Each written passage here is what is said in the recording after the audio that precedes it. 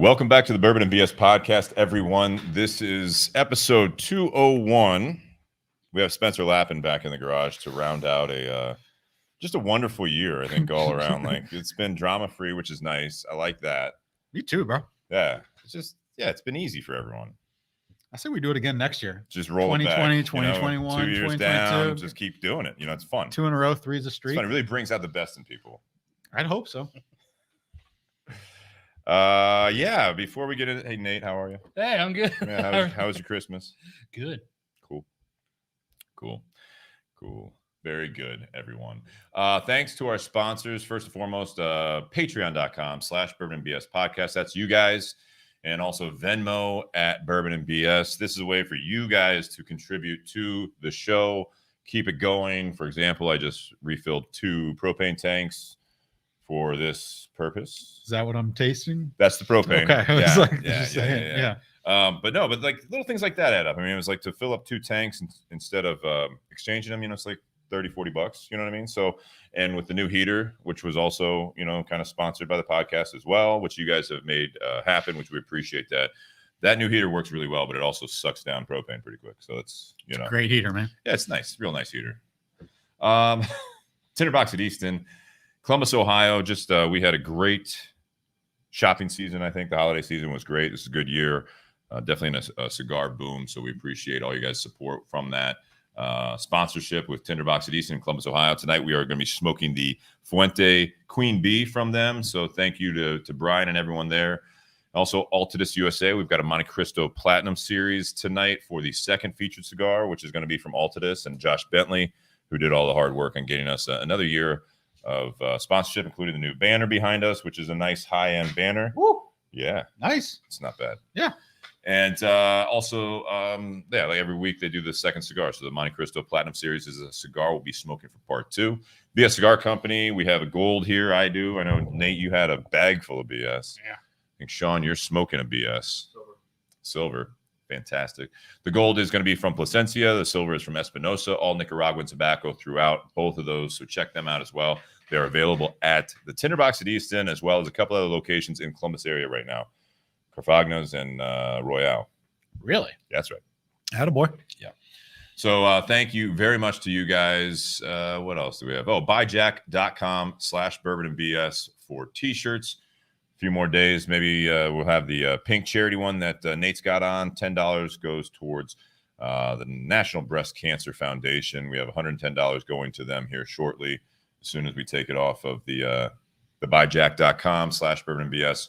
We'll be making that donation and posting that as well. So we appreciate all the support from you guys on that, as well as you got one of the shirts on. I don't. I have one that we're still trying to get up there, which is a baseball tees. Yeah. Is that available? Not yet. We're working on it. Yeah, I do.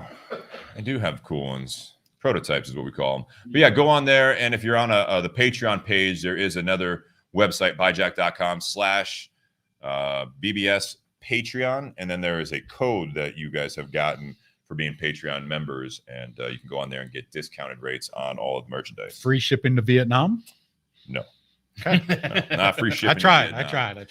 Wish we could do that. Shipping costs are up. So tonight we are going to be sipping on the Barrell Bourbon New Year 2020 bottle that was gifted to us from Barrell Bourbon. So thank you very much. We just had 2022. 2022. What did I say? 2020. Shit. Let's not go back that far. God damn it. Last year, Sean and I actually rang in the new year with the 2021 bottle last year, and I think you tried a little bit of that. We had that on the podcast. Did we? Yeah. On January 6th. It was the first into it on New Year's Eve. That's what it was. Yeah, what a day, guys. To bring in the new year. Yeah. It was great. And also, so thank you to Barrell Bourbon for that. And you guys have been amazing. They've been great supporters of the podcast, and we appreciate that. So looking forward to trying this bottle, talking about it a little bit. And we are, like I said, smoking the Fuente Queen B. So, Spencer, how was your holiday season? How was Hanukkah? Hanukkah's not nearly as fun as Christmas. Right. Why? It's like Is it 8 because of Santa very. Claus? I mean, Santa's not as involved in Hanukkah as you think he would be. Right. It's more like 8 very average days versus one really big festive day with a build up. It's not much decorating, things like that. Festival of Lights, though. It is the Festival of Lights. Yeah. So Hanukkah was very okay. Christmas was nice. Very okay. Cool. Went to the Nice. Nutcracker. Okay. So got to see that down in Cincinnati. So that was good, and got to see some family, which I haven't seen in a while. So it was a good holiday. It felt like back to normal a little bit, which is nice. Good. Yeah. Good. By yourself? It was good. I got to see my family. My mom went over to my mom's, and my brother's family was over there. His in-laws. It was good. It was nice. We had good dinner. Got to see everyone. And now my mom's sick. My brother's mother-in-law, I guess, is sick as well. Both negative for COVID. But What did you do? I got him sick. Apparently, Yeah. Is that what you're saying? Yeah. No, I'm fine. I'm fine so far. Oh, it's that time of year, flu, cold. Hope everyone's It all right. really is. So, yeah, no, my Christmas was good. Nice 3-day weekend after a long stretch at the shop. So that was good. And yeah. So Nate, how about you? Oh, go ahead. No, Go ahead. just a question for both of you. I saw at the shop that you guys would have like non-smoking hours. Was that just on a couple days? That was the Saturday before Christmas. Yeah. Was that just to appease the Well, retail public? Yeah. No, well, so Yes. yeah, in a sense, there's typically that last weekend before we get a lot of people. That's when they'll buy some of the last minute gifts. A lot of them will be ladies buying for husbands or fathers, stuff like that. And typically they want to come into the store as early as they can because there's less people in there smoking on a normal day.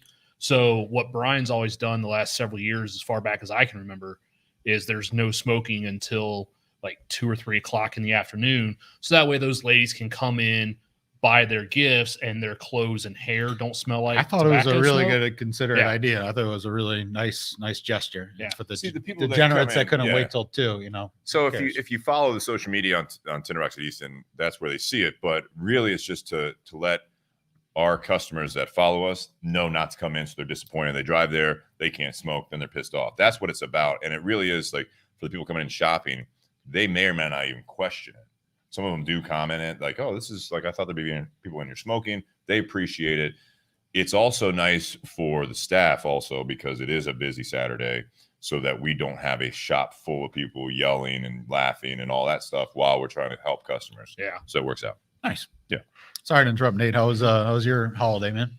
A lot of driving. I was up in Toledo and then drove all the way from Toledo to the south end of Columbus and was with family there for a few hours before heading home. So just a long day, basically the same type of thing I did at Thanksgiving, but lots of running around. So how was your holiday? Right.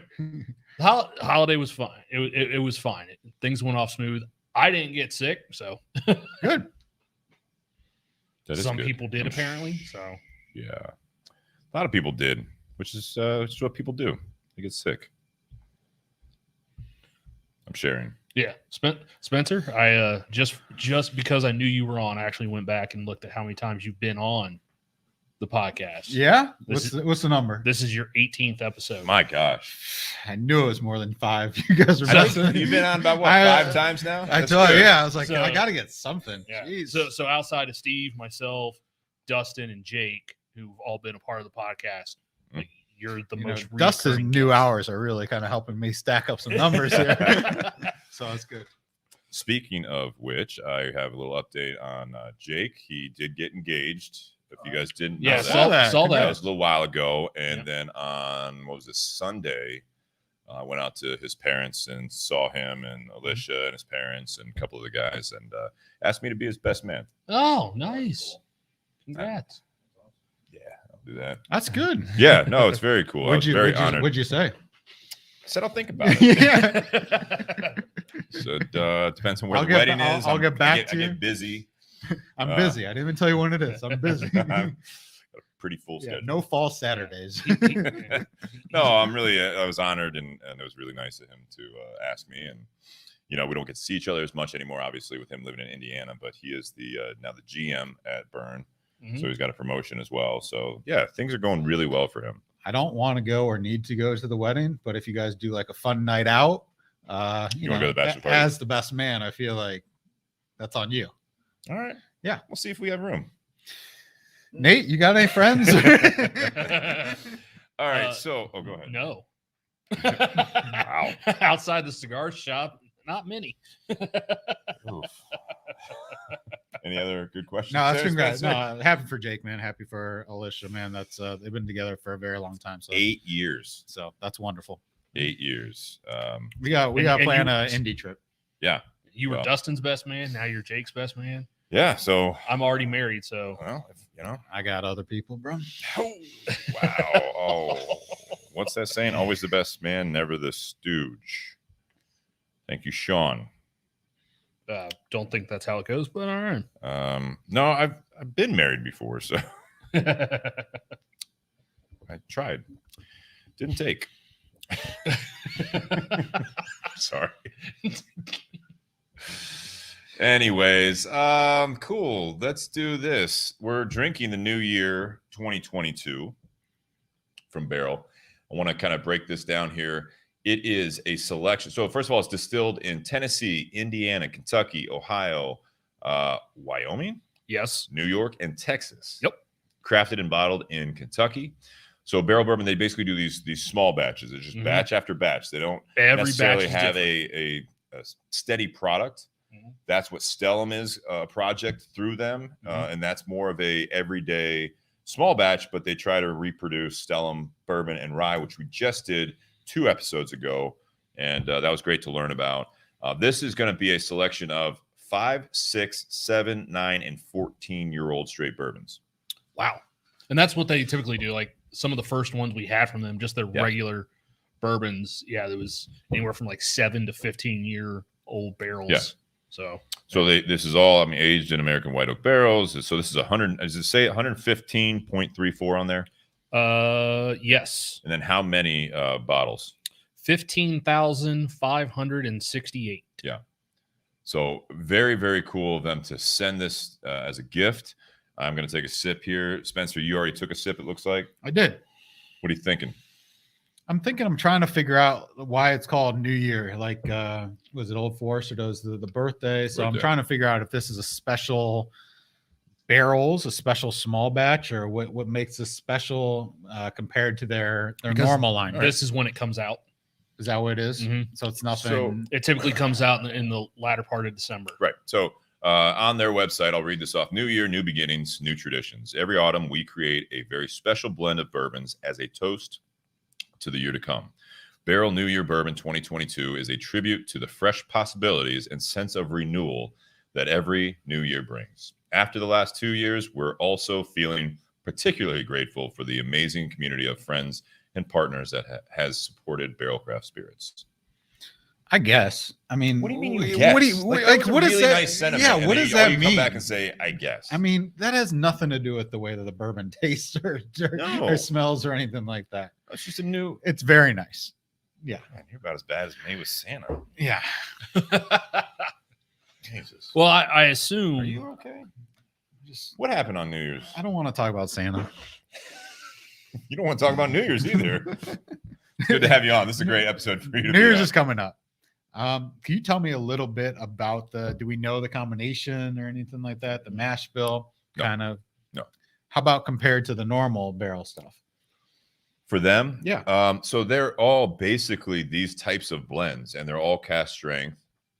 I can bring up, let's see, the last bourbon. So you have New Year's, and then I think, let's see, they're on batch 31, it looks like, which is, again, a blend of bourbon whiskeys. And it says this one was Tennessee, Kentucky, and Indiana.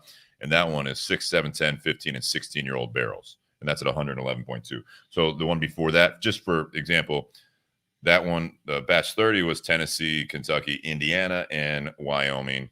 5, 6, 7, or 5, 6, 9, 10, 11, and 15-year-old barrels, 117, 32. So they're basically doing, that's what they do. These batches, that's what they're all about.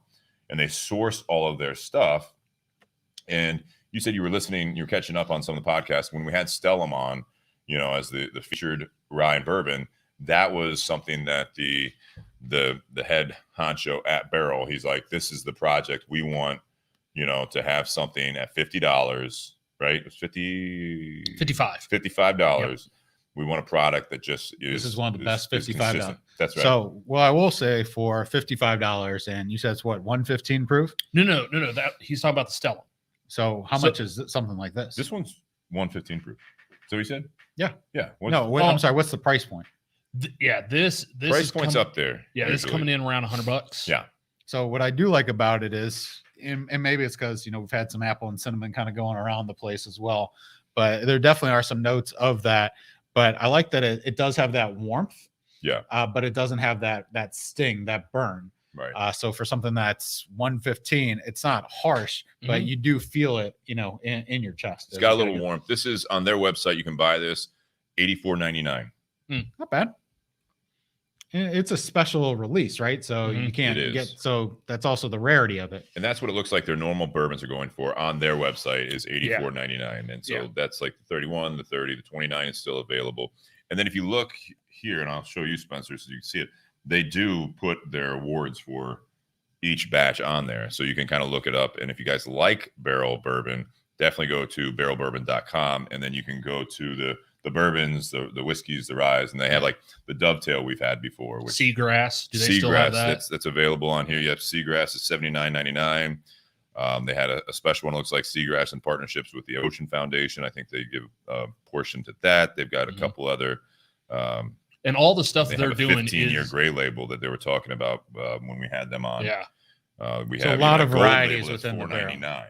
Wow. So they've got some special products. And pretty much everything under the Barrell Bourbon label is going to be barrel strength. And then Stellum is their other line that is, trying to hit a consistent flavor profile and price point every single time. And is this available in Ohio or no? No, it is not on the shelves in Ohio. I do believe you can order it though. But it is not available like in a liquor store in the state of Ohio. Right. Oh, so a very generous gift that they gave you guys. It really is. And it's cool. They had a nice card in there. Last year when they sent it, we got like a quarter zip and also some socks with it as well. Like, I mean, they're really, it's a cool company. And the guy, Aaron, who is my contact with Barrell, with the Elvis, he set us up with the Elvis group there. He set us up with Chicken Cock, right? Yep, which is another. Well, no, that's a different one. That's a different one. Yeah, under the same umbrella, right? Yeah. Just a different brand. No, I think it is. Yeah, Actually. I know the guy said it had a good name and he wanted to bring it back. Chicken Cock is with Elvis. Mhm. Yeah, that's the same company that does that. Okay. Yeah. This one and Stellum are the same company. No. Yeah, That's right. Yeah. That's Two different right. companies that we always mix up. Yeah, but Aaron is my contact who does the PR for all of these companies, as well as Still Austin. Still Austin was Wheel Horse another one of them. Wheel Horse was another one. So yeah, Aaron's been, he does a great job. He's I think he's from Chicago. He's based out of San Diego now, but he works with all these companies and gets them, kind of obviously lined up with small podcasts like ourselves, larger ones. He basically sets up the interviews, and I work through him on all of those. And so it's been great. And like I said, this is the second year in a row they've sent us this gift out of nowhere. Like Is 2 years in a row enough to be called a tradition? I think 3 3 is a streak. I know that. for Major League. Yeah, that's what I was thinking. Yeah. Yep. That's right. Nate, what do you think? I enjoy it. I'm kind of like what Spencer was alluding to. This coming in at 115 proof. Like if you didn't know the proof on it and you were sipping this, you wouldn't think it was coming in that hot. I think you'd still think it was coming in around 100 or a little higher than 100 proof. But I don't, 115. I think a lot of people wouldn't get. And then blending barrels from that many states and that age, I'm actually surprised, and this might go to Spencer's question, they may be using some of that younger whiskey a lot more than the older whiskey because it's not as dark as like some other barrel strength products that we've had that have come in at the same. What do you think about the viscosity? You know I like that word, don't you? Mhm. No, it is very oily, especially in the glass, Yep. in the palate. It, Uh-huh. it definitely coats You enjoy this. The It palate. lingers. typically on a lot of whiskeys. Like I'll get sweetness up front and then spice on the finish. This one, I actually get more of the sweetness on the finish.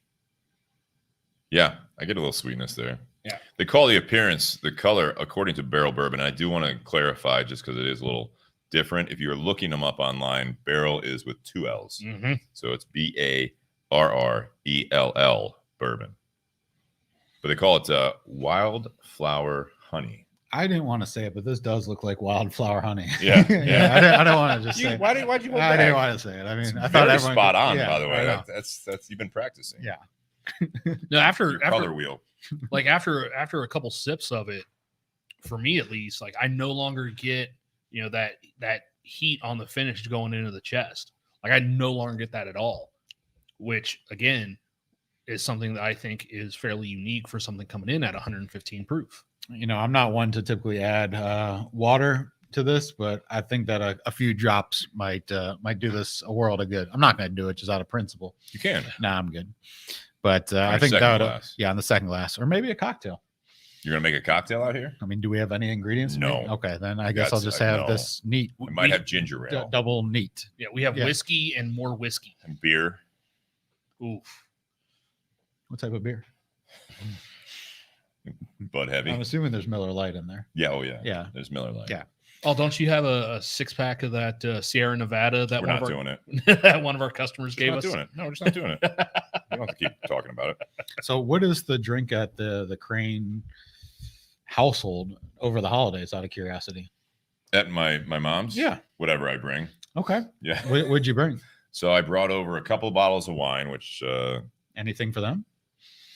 yeah, a couple more bottles of wine. No, it was nice. I brought over a couple bottles of red wine. What I bring over there was the Menage a Trois Barrel Bourbon. That perks you up, Sean? Welcome to the podcast. He's playing Angry Birds. Yeah, and he hears Menage a Trois, and he puts the phone down. Literally stops. I can see in the reflection of the TV you All right. are playing Angry Birds. It was the Cabernet. That's the Barrel Bourbon or the bourbon barrels. Okay. Can you taste bourbon in the No, cab? not really. I mean, kind of the idea. A lot of times when Just I have not a those fan. cab salves, like I just get more oakiness. yeah, it's basically Out of what it, you're getting. All right. And then I what else did I bring over? It was I don't know, another one. And then I brought over for my brother's father-in-law who enjoys whiskey. We were sharing the Old Forester 1897 bottled in bond. Yeah.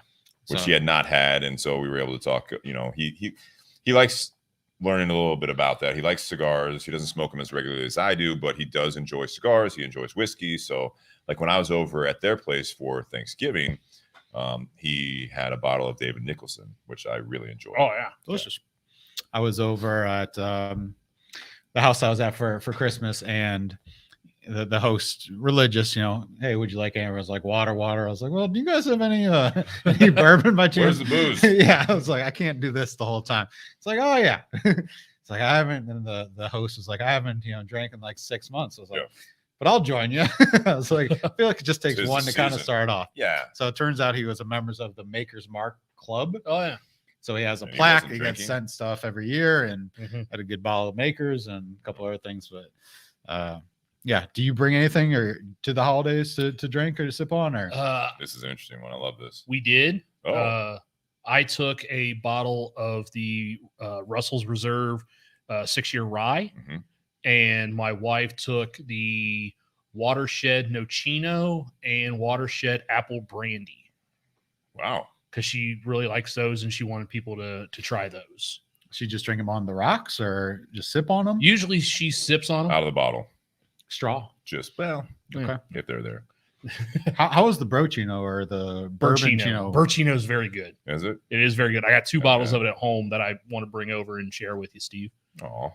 Wednesday tonight would have been. Yeah, I mean, Spencer's here now. Yeah, but yeah. Yeah, Bring- but I bring it knew next we were time. having this, Yeah, and I don't bring- want to bring- spoil yeah, everybody. Bring it next so- time. Let's do it when Spencer's not here. That'll be like any other week. Yeah, right Exactly. before Just episode any other 19 or whatever it is. Yeah. And we do have that special bottle as well from Watershed that we are going to be reviewing here soon in January, hopefully. Yeah. I don't know what we're talking about, really. We were talking about the whiskey, and then we just kind of we need to get focused. I'd like to talk about. I'd like to talk about that. Yeah. I'd like to talk about the bourbon itself. So, what do you enjoy it? Do you not? What are your thoughts on this?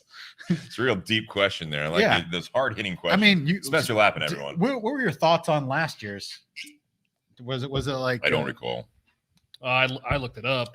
Last year, Steve and I both gave It was definitely hotter than this, if I remember. It was like 120. I forget the proof, but you and I both gave it a 9. Is that right? Yeah, and that was when we had I can't remember the guy's name, but he was doing powerlifting competitions. He used to work with Jake at the funeral home. Is that Mike McGovern? Yes. Really? Yeah, we had him on that episode. We should definitely get him back on this if he's willing. He has had one hell of a year. It's been really cool to track him. Okay. Everything that he was doing with like the investment properties and everything else, he has really followed through with. Is it taken off? And he seems to be doing really well. He's I think he has at least been a part of starting a roofing company as well. Kind of he's doing like the multifaceted angle, different streams of income. Yeah, but all related as well. You know what I mean? When he's doing it. So like I think he's trying what I see, and that'd be cool to talk to him about actually, is to see how he's doing that. But if someone's going to do the roof on one of his rehabs, might as well be his company. There you go. If you think about it. Get paid to do their own work. Right, exactly. Nice. But so I want to say that one was 120 plus proof, if I recall. Okay. I'd have to look it up. I will say this gets better as it goes on. I think it caught me by surprise a little bit. How and so? now I'm sorry. Well, now my palate's starting to get adjusted to the heat of it, and I'm just able to enjoy it. I think it burnt off a little bit of my tongue. You're always going to get that with the first sip. Yeah, and now I can actually enjoy it for the flavor, and it's growing on me. So I like that. So I really enjoy it. Sean, did you get any of this? No, I was going to get the last one. Help yourself. Let the dog. Make sure you wake up the dog too. Yeah. He's gonna hear. No, don't celebrate it. I really enjoy this. It drinks lighter than 115. Yeah. To me, it's very balanced. I think it's got some sweetness to it. The spice, a little bit of floral notes. Yeah, I get that on the finish. That floral, almost like what makes you think of a rye or a high rye. Yeah, but I'm not getting like your typical like the vanilla. I mean, obviously you get the oakiness, but I don't get like the vanilla caramel that we get on a lot of bourbons that we've been having recently, in my opinion. I get, and it's not because of what they named the color. I actually get more of that honey note for the sweetness. I'm gonna sweet. Yeah, it's not coming across like a caramel or a butterscotch. It's coming across more like a honey. Like it's a sweetness, but it's not a very overwhelmingly sweet. He's just like standing not over the soundboard, please. Or not. Cool. Yeah, nice. Do you want to give your notes before I give this? No, go. May I have some more, please? May I have some more? Please, sir. I want some more. This is why I listen to it on 2-speed for the record. Just throwing that out there. Which part? I don't have to deal with all that. Like this whole part goes by very quickly. Let you guys kind of get warmed up into it.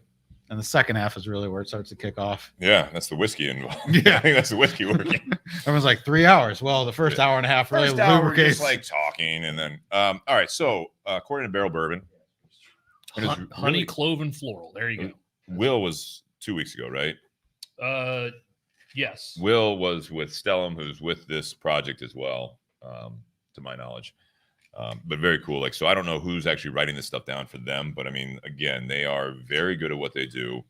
Stellum was no exception. If you guys have not listened to that podcast, that would have been 199, episode 199. So the nose, right? So it says, this nose is sweet, a little tangy, and shows white chocolate and carrot cake with cream cheese frosting. I love carrot cake with cream cheese Smell frosting. it.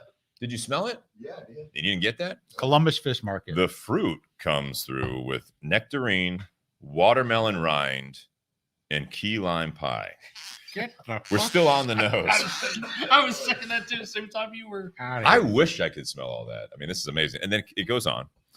Grassy sugarcane nods towards a freshness not usually seen in such rich bourbon. We're still on the blends. nose. That's still the nose. You need to up your game. I mean, who was it? Jonathan Herring was commenting about how great you've got, and you've commented. It's as amazing. Well. I've never tasted a Christmas wreath before. Hey, but God damn it, I wanted to. You hey, know?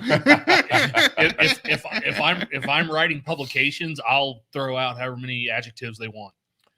You didn't get the white chocolate and carrot cake with cream cheese frosting on this one?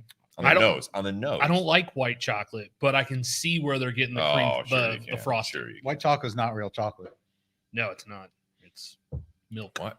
There's no chocolate in white chocolate. What is it? Just No one knows. It's lots of milk. someone knows. Like it's not like you just It's like stumble across ranch it. dressing. They Like, you literally- can't make your own. No. You absolutely can. The only way to make your own ranch dressing is to buy ranch seasoning and add it to like mayo or something. That's fair. You can't make your own. But they ranch list the dressing. ingredients. So no one knows. It's not natural. It's just saying no one knows. Like there's a reason American cheese isn't like sold in other countries. Like we just can't. Because it's American and It's it's not not even like, cheese. It's barely cheese. It's 'Cause more of it's a not even cheese cheese. Well, product. yeah, Kraft. It says dairy product. All right, palate. A sturdy wood tannin suits the bold acidity of sour apple candy, tart raspberry, and pineapple. As the palate adjusts, soy milk, banana pudding, and hazelnut streusel. Strussel. Streusel. Streusel soften the impact. Tonka bean and cinnamon bring the first evidence of oak spice. I think they were high. You know, you should be like Minerality. two truths and a lie and just like Minerality. No, Oh, watermelon rind. my No, that's phone- in there. My That's in phone's there. not even on. Yeah. I'm just making though. Minerality is remarkably bold, displaying well salted pretzel, iron, and gunpowder. I can't tell if they want us to drink this or not. Gunpowder. Man. Gunpowder on the flavor. I'm not making fun of this. So I mean, if you guys You at Barrel, You can. no, I'm impressed. I mean, I've talked about my viewpoints on like some of the cigar reviews as well, but here's the finish: rather gentle, returning to the soft, grassy tones from the nose. Green tea, pandan leaf, and chocolate mint yield to a final peppery flourish of grains of paradise. Now, you want to add a few drops I'm not of even spring mad. water? I'm just disappointed. Why would you be disappointed? That's mean, like a what bit of a is journey. grains of I paradise? want to be in this place. We're there theoretically. I know, but I'm in my garage. I think if you close your eyes and take a sip, I think you'll be transported. No, you have to take a sip. To a beach somewhere. I don't know. Somewhere I on a feel like beach, there's, like- sipping something strong. Who's eating watermelon rind? You don't eat it. You just like suck on it. You know what I mean? Get the flavor. Spencer's like, nope, not touching. All right. So with Not a touching few that one. drops, I'm going to get in on this here. This is not spring water. It's Brita filtered. So that's a lot. Next That's way next too best much, thing. Way too much. You got an eyedropper? Just pour more I whiskey in there. don't. I need to. That's a good point. Yeah. It's like you got to even it out. It's like a science experiment. Exactly. Spencer. What, I guess I should get what do you think? some I eyedroppers. mean, we'll find out in an hour if that was the right move or not. With a few drops of spring water. I'd get all the reading in now. So good. Notes of lemon drops, coriander, lemon verbena. I don't even know what some of this is. Verbena. What is that? It's like soaps and stuff like that. It's an herb. Soap. Yeah. And lemon pith. There's some spice too. I'm not smart enough to read this. I mean, I feel like you can do it. I can sound it out. Yeah. Tehei. Tehei. It's a tough one. The nasturtium. What's that word? Holy cow! That's texture. Are these the words given in a And spelling bee Parsley. competition? And parsley. So oily What- texture and savory No, no, edge, no, what does that reminiscing say? of a You don't know ribeye what that steak. means. Just it says reminiscent of a ribeye steak. You don't know how to say it either, and you made fun of me. Yeah, no, you got it. Reminiscent of a ribeye steak, but I mean that word. Nestorium. No, you missed a T. You can't say if you say it with Nasturtium? confidence. What is it? I can't. There you go. I don't even know where the hell you're at. The N word. Oh shit! That was not. All right. That's it. Yeah, no, that's Jesus. And we're canceled. Wow. Viewers are going up. No. I finally found your audience. Jeez, come on. Why don't you guys talk for a minute? It doesn't take a lot to. Wow, that's a lot. So That man. Yeah. I will say it's unique tasting bourbon. I have not had one that tastes like Way too much this. water in there. Normally when I think of high heat, I think of stuff like Booker's or Oh yeah. things like that, and it's nothing like that. It's more of a red hot than a burn, which I'm very happy with that. I would like to just drop an ice cube in this and just kind of see where that goes. It's definitely different with water. It's definitely different water. I figured it would open up a lot, maybe proof it down. What's the normal? Is all the barrel stuff cast strength barrel proof? Yes. Yeah. Okay. So it'd be, I added just a little bit of water, not as much as Steve did. All right. But All right. Calm down. I actually get Jesus, more. It was a mistake. I actually get more of that minerality. Really? I get more of that minerality out of it with the water. Mm-hmm. Just a dash. I know. Don't get a heavy. it's like mimosa. Look at that. Good thing we got a tablecloth. Because the plastic table would be ruined. It does open up a little bit with the water. Yeah. Yeah. I don't like it with the water. I like it better. I like it better. It's gone bad. It's gone bad. Do you want to comment, Sean?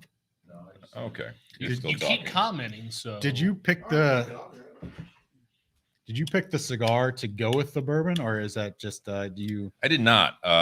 Charlie says you're okay, Steve. Thanks a lot. I do. I appreciate it. I need that support sometimes.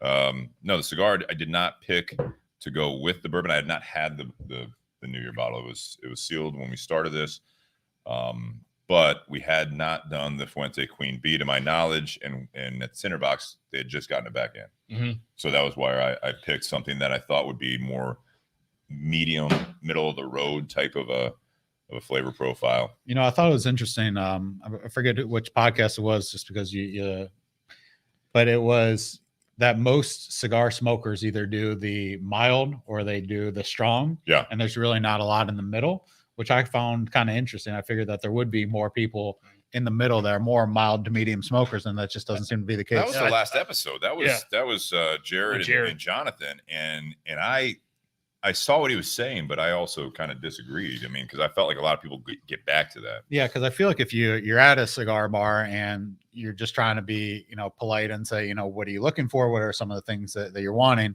If you say mild to me, they're going to give you something more mild than anything else. And if you say something strong, they are going to give you something that I thought it was interesting. She said like a strong cigar kind of just tastes bad. It isn't necessarily strong flavor, but it could just taste bad. Yeah. And that has nothing to do with the actual strength of the cigar itself.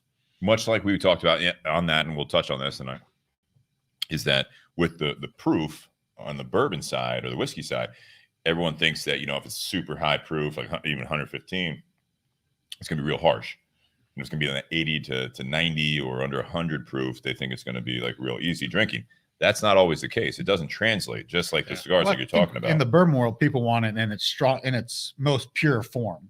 So that's, I think, It why depends. It depends. I think that's purists probably want it there because they think, hey, this is how it was supposed to be out of the bottle versus adding stuff, and you can always proof it down versus the other way. Right. Well, Sean, you want? go ahead. We tell him to grab a mic and we just keep talking. That was on purpose. Yes. You earned that. Thank you. I try. I know what you're just saying about it being the purest form, but I really think for me, you get a lot more flavors just from putting a little water in. I mean, different flavors altogether. I get more minerality with just a little bit of water I added. When I had it just straight, it was really, to me, I could smell the alcohol. It just seemed really strong. That's why I said, am I tasting propane? I got a lot. Are, by the way. That's why when you said that, I was like, Can we joking shut the about the heater, garage but just to really amp this up? Really gonna bake us in. But yeah, it was definitely brings out, I don't say maybe a fraction of what they said all the flavors are. I half the shit I never even heard of. What's but one flavor that you picked out? on the nose was the lemon Okay. after I put A water little in it. citrusy. Yeah, and then but when I drank it, it was more kind of a creamier, like a butterscotch or caramel a little bit. You did get So- caramel? Yeah. I will say I did. Unfortunately, I put too much water in there. I added more bourbon. I'm getting more of a acidity after doing that. Like it's not as enjoyable with water to me. That's I what agree. I said. That's what I I was agree. saying. Yeah. And I think part of it is I did add more bourbon. So to do just a couple drops, which I thought we had a dropper with one of the kits that we got. I'll have to get one. I know those were in the Eve's Blinds kits. Yeah, I didn't get that. But anyways, this is something that I do think that with the water, I actually prefer it. You prefer it with the water or not? Yeah, I only You did a do. few drops. I mean, I Yeah. was really, very sparingly with it. So I could see with too much water could obviously change the flavor. It still has that heat though in the back Well, of the see, water. When I drank it neat, it was heat from the minute it touched my tongue to down on my throat. It was like hot all the way. And to me, it was just kind of a little too strong for my taste. But that water really brought out the flavors, I think. I think the person next to you, do you have a question? Okay. I thought I said. What are you sipping on? She said she keeps wanting to talk on the mic. Does this mean more questions or less? More questions. Or keep them coming. Got it. Yeah, no, that's universal. Okay. That's a universal Okay. sign for that. As you're reading it, I definitely got like that mint on the finish that they talked about. Yeah. It's So- bright. A little bright. Yeah. Maybe that's a lemon, stuff like that too. No, it's I really do enjoy it. I do enjoy it without the water, honestly, myself. Would you buy this again? So with this bottle, Someone gives you an $80 gift card to your local establishment. So money is not an issue. Just would you buy this again? I would like someone to give me an $80 gift card to a liquor store. Yes, if that's what you're asking. That's not what you're asking. They can't hear you shake your head. This is for Even radio. on- This even is on- for radio. Even on 2 times, like you listen to it. What was he doing? What was I doing when you're listening back to this? No, I would for the thing I like about. Let me answer it this way. The thing I like about Barrell Bourbon, their batches, is that it is fun to do that. I would spend another bottle of this. I would right now because this is a fun one to crack for a New Year's celebration, like we're doing right now. This is a cool thing. You were asking, why is this New Year? This is fun because the bottle literally does say New Year, and then they write on there, year number 2022. I think that's a fun thing to do, and the juice inside is very good. So this is one that, if you were coming over, or I was going over your place, this is a bottle I would buy to bring over to a friend's Bet you house. haven't had that. Right. If Spencer would invite me to his, great New Year's party, and I'm never invited.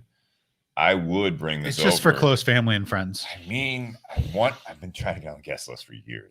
Extended friends as well. If anyone out there is listening, you're invited to Spencer's. Tell me how it is. I would bring it over to a friend's house, or if I was hosting, which I'm not, Spencer. Everyone else, you're welcome. Anyone, really. Applebee's, same time. It's a neighborhood place. I would buy this for an occasion. If this was if it's $85, I enjoy this enough that I think I would probably, if I was collecting it, I would make sure, as long as the bottles were available, if I killed a bottle of any of the Barrell bourbons, any of the batches, if it was still available and I enjoyed it, which I do enjoy this, I would probably do it. Here's why I think they're really, really smart as a company, which, it seems like marketing is their thing. They're very good at it. That yes. you can buy another bottle of Barrell, this is tongue twister, of Barrell bourbon, It's really and it nice. could taste Two easy completely different. Correct. And that's what's nice about small batches is that, you can tell where this came from. And I'm assuming, so they do source their products, but they say they try to source unique flavors and things like that. Mhm. So another bottle, or maybe last year's or next year's, could taste completely different than It this. will. Yeah. And that's the part that I think is nice. So, hey, maybe you can't get the same bottle, but you would like to try something else just to see where it's at. Well, again, I would say this: if Barrell Spirits, Barrell Bourbon was available in Ohio on shelves, I would be more assume the bourbon and the New Year were the same price point. I wouldn't necessarily buy the regular small batch bourbon on a regular basis, but I would buy the New Year batch every year that it came out. Just to do it. Because I like their stuff. I've liked all of their whiskeys that they've sent us, and I like the New Year's editions enough to where I would spend the $85-$90 every year when it came out, so that way I could have that bottle and try it again. I'd be curious if this was like you could get a glass of this or a sniffer of this at a bar, what they would charge. If this is like $20, $22 just because it's a yearly thing and it's limited release. I'm guessing you'd be in that $20 to $30 range. Yeah, that's what I'm thinking. Just because of the rarity of it. Well, The it's rarity, and it's also $85 for a bottle. So I mean, at a bar that's charging, for a hot bourbon like any Buffalo Trace product, they're charging $15 for a pour. I talked to Jake, when he was talking about what they charge at Burn, and he knows the prices are high, but I mean he's like, that's the atmosphere. Yeah. It's a destination shop. You're people there, are pay and you're out. It's a special night. Yep. I would implore someone like Jake, and I don't know if he can get it this late in the game, but it's like, I would say this would be one that you put on a New Year's special. Yeah, so you have like New Year, like top 5 or whatever, or like a special menu because he's got a party going on. Any of those bars that have that, and then they have a bourbon following, or everyone drinks bourbon. So any bar really that you have, that you're not necessarily a dive bar, but if you're going out for New Year's Eve, this would be, I'd grab, you charge whatever you want for it. I get a case of this, 6 bottles or whatever it is, and have it there and say, it's $30, for a 1 or 2 ounce, whatever the pricing is. This is one I'd put up there. That would be something that I hope to blow through that night, because people would see it on a New Year's bourbon list special for the holiday, and they'd say, oh, this is the 2022. The marketing is good, to your point, Spencer. I agree. Yeah, I think this is fun because as a fan of this company, they've been great to us. I've enjoyed all their products.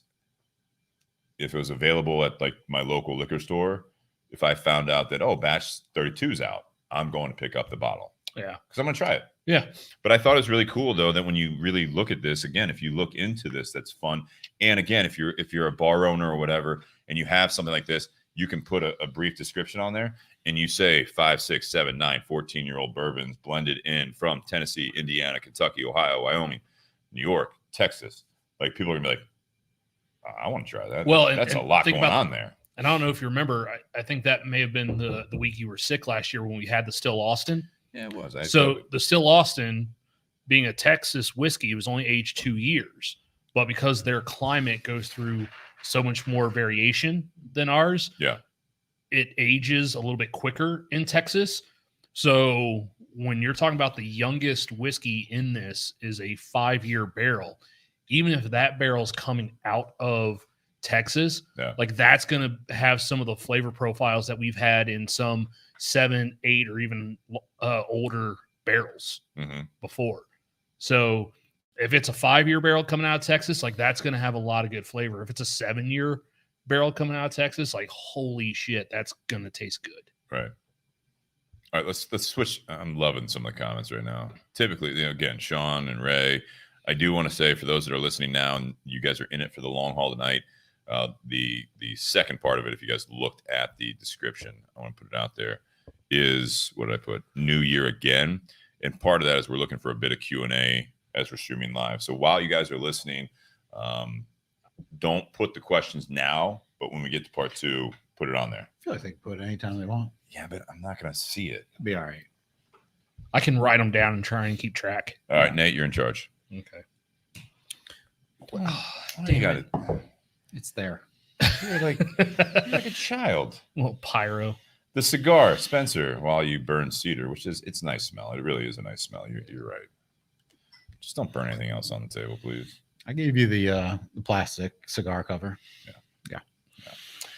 So the Arturo Fuente Queen B, this is a cigar. It's been out for a while, but it's unique as far as it's a one size thing. Like Queen B is a blend and also a Vitolo. So this is a I think 52 by 5 1/4. I think it was. Does anyone have that still? I think Spencer put the cellophane from Smells his in great, front of like you. that Yeah. burning. I know. So I'm not. So what is Vitolo? Size and shape So this particular size and this particular and is a Queen B. okay. Yeah, they make this cigar in just so the Queen B is one size, and then they have another one called the King B, Correct. which is a little bit bigger. And I think the B stands for Bellicoso. So so the King being the bigger one, and then the Queen, this is the one right underneath it in terms of size, but it refers to that it's a Bellicoso. I always forget about Fuente, and I think Sean was saying earlier that he hasn't had one in a while, and it's just such a great cigar. Like no matter what type of Fuente you have, it's a consistently great cigar. So the thing with Fuente though is that a lot of their popular, like the Hemingway series, it's a Cameroon wrapper. Mm-hmm. Don Carlos, Cameroon wrapper.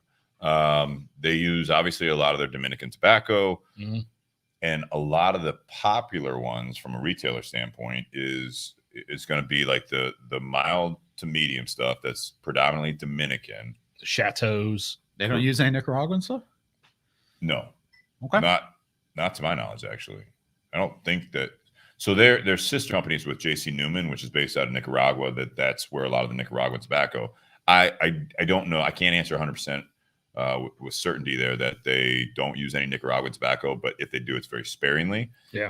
Their bolder smokes are still using some Dominican tobacco like the Opus X, the Añejo. They use Cameroon tobacco for wrapper leaf. They use Dominican. They use broadleaf for their Maduros, are typically Connecticut broadleaf. The Opus is very unique wrapper leaf that is tough to make Maduro. Like to have an Oro, if you guys have smoked those Oros, comes in a yellow box. And I was talking to the Fuente rep, Dan Liebold, and he was saying like one of the reasons that is such a rarity to have Opus. Not only is Opus X a rare cigar for them to do because of what the wrapper leaf and some of the blend, the Maduro, the Oro, is even more rare because I guess it's a thin wrapper. So when you try to age it or ferment it longer, it's very brittle and you lose a lot of tobacco. It kind of disintegrates. Yeah, they struggle with that. So they actually have to have some of the more hardy wrapper leaves to utilize. They pick that for that. Very small batches. I thought it was really interesting that one of the reps you had on was talking about the different strains of tobacco and how they could get hit by different crop or insects or things like that. But those might be the more valuable ones because it does make it through a harvest. You get a unique taste. Bobby Hirschman says very brittle. Charlie Creekmore says it is a Cameroon wrapper on the Opus X, which I didn't know. I never looked into it. I think the Opus is all their stuff, and that's. So is he getting ready for the parade? Because the wrapper on an Opus does not look anything close to the wrapper on a Hemingway. No, but it could be a certain one. So Ray asked the Opus X while we're talking, it seems to be much more readily available these days. Is that a fact? It's not. From my standpoint, my vantage point is it's not. It's still very tough to get. Fuente has struggled before the pandemic, since the pandemic. We are getting in orders. Brian, the owner of the Tinder Box at Easton, Columbus, Ohio, one of our sponsors. So he did what a lot of shops did not do, and he kept ordering. Yeah. So hey, we didn't get in our short stories. Hey, let me order, like put another 3 on. Smart. Thinking that you would get like, I'll get that 4, and then we get that in. Now we're back on the list, and you're in line. You're in line. What's happened is like you'll get a box from J.C. Newman and Fuente that you're going to have basically like 3 orders in one. Mm-hmm. So they sent like 10 boxes of short stories, 4 from one order, 3 from another. And it was like March, May, and so forth. Yeah.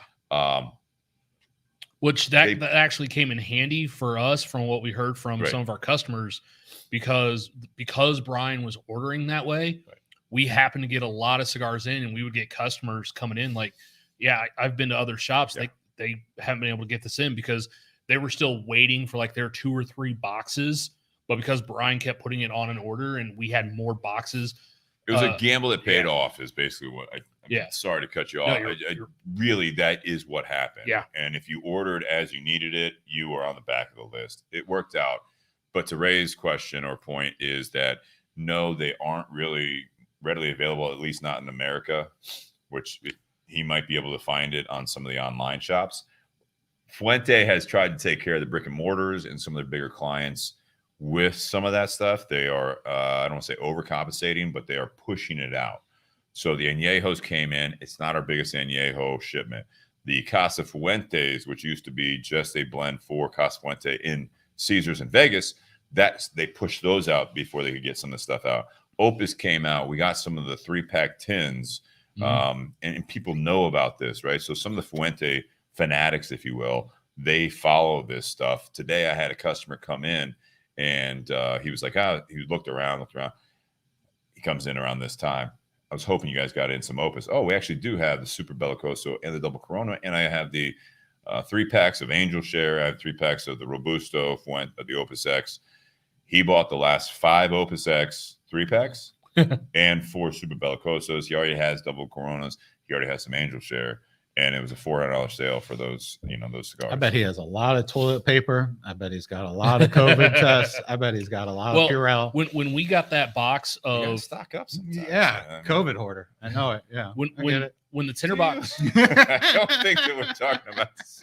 When the tinderbox got that box of Opus Oros in, Brian was telling people. So Brian's owned the shop now for 22 years. That was only the second box of Opus Oros he's ever gotten. Mm-hmm. And I remember I was there on a Tuesday and we opened that box for a customer. We never put that cigar on the shelf. We were just telling certain customers about it. It was a 29 count box. We opened it on Tuesday. We sold it out on Saturday. What does a cigar like that cost? It was $21.99.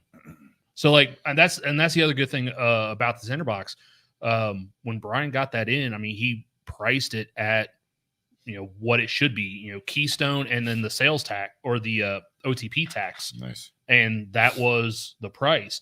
It's the same thing with some of the añejos. Like when we got the añejo Shark in, it was at a certain price point, and we've talked about it before. That's one of those cigars that sometimes people would go to other cigar shops and see that cigar sell for $25 or $30 a stick, and we were selling it for like 17 because that's just what the price was. We weren't trying to gouge customers on that cigar just because of its rarity. So I want to say, on the comments, and we do need to talk about the cigar here for part one. We're kind of going off on the Fuente tangent, if you will. One, the Opus X seems to be much more readily available. And Bobby Hirschman, who's with Old Havana, in the Philly area, who Shannon, we'll talk about that. Shannon's on his way to Philly right now. He should have bought that Crown Royal Zippo to take to Bobby Hirschman. All right. My point is that Shannon and Bobby met through the Bourbon and BS community page. You've met. Yeah, that was a fun night at Amy's. But so this is interesting because Bobby at first says, Ray, not at all. It's not more readily available. However, then he follows up, we have a ton right now. So this is the time. So Fuente will release stuff and they'll put it out there. And sometimes it's a little bit more regular shipments. It's almost like searching for bourbon, man. It is. I mean, the allocations with them, with the añejos, that's once a year, with some of the Maduro blends of even some of like their Hemingway series with that broadleaf, they put that aged broadleaf on there. And that's much more of we can't just say in the middle of June, hey, I need like 4 boxes of short story Maduros. Cool. You're on the list, and they'll send it when they might have it. But Ray says that he used to see those, or he has seen them, used to see them in the tins 3 at an airport. Again, sometimes those allocations, if they go to an airport, much like talk about Buffalo Trace products like Blanton's, you go to like the Atlanta airport and there's just bottles of Blanton's. You get so much of it, and it's a place that people will pick it up. And pay a little extra for it. But it's smart from a business standpoint. Now if you're flying through Atlanta, if you will, and you pick up a 3-pack of Opus 10, Opus 10, you pick up a bottle of Blanton's, you've heard about it. Now you feel you won. Now you get back home, you're like, I'm on the search for it. You know what I mean? Like you learn about it. They're building that. I like the strategy for sure. Yeah. And Charlie is saying, I'm going to put it up on the screen here. My eyes are not going to be able to do that. Boom. So he says, I'm not going to. Jeremiah Marifal grows the Opus X wrapper exclusively in Cameroon for Arturo Fuente. They're partners in that Cameroon wrapper exclusively. So I can't fact check that, but I will take his word on that. I mean, if it's on the chat, it's real. It's real. With the Cameroon that Fuente uses, we talked about this with Ricky Rodriguez from CAO. Cameroon, you can't, like Fuente can't go buy a farm. They can't buy those plots. The Cameroon government is very protective of the families that run these farms. So you cannot just go and throw money down on these and buy them up. That you have to work with the families that run those farms, which is really kind of a cool concept. So I'm getting a lot of sweetness from the cigar. I was going to say, what's in this cigar, Steve? What's the makeup? Dominican binder and filler, Mhm. and then it's a Rosado sun-grown wrapper leaf From Ecuador. Yeah. Are you testing me? I was trying to get that out for the listeners. Sitting back. Well, and for people that are not familiar, and I said this to Spencer before we got started, people that are not very familiar with Fuente. So this cigar comes with that cedar, and then it has this red foot ribbon on it. When you see that red foot ribbon, that's typically a sign that it is a Rosado For them, yes. wrapper, because they also do this on the 858 Rosado. Mhm. If you see, the Mag-R. the Mag-R, yeah, Magnum Rosado. when you see like the Chateau that has the green, like that's either the natural or the Maduro wrapper. If it's black, it's a sun-grown, like just the sun-grown wrapper. The red is the Rosado wrapper. What do you guys think of this cigar? You're not as familiar, Spencer, with some of the Rosado wrapper leaf cigars from Fuente, like the Mag-R. I think you smoked some of them, but with this one, I'm just curious if that's where I'm getting the sweetness from. Am I getting the sweetness from the wrapper itself, or am I getting more from the filler? based on some of the other Fuente Rosado wrapper, I don't get the sweetness from those. So I would just from process of elimination, I would say not likely from the wrapper leaf. Okay. So it might be from the filler. Eric Espinosa and I were talking one time, and he was saying something along the lines of, he had me, what was the cigar? I think it was a trip down to Miami.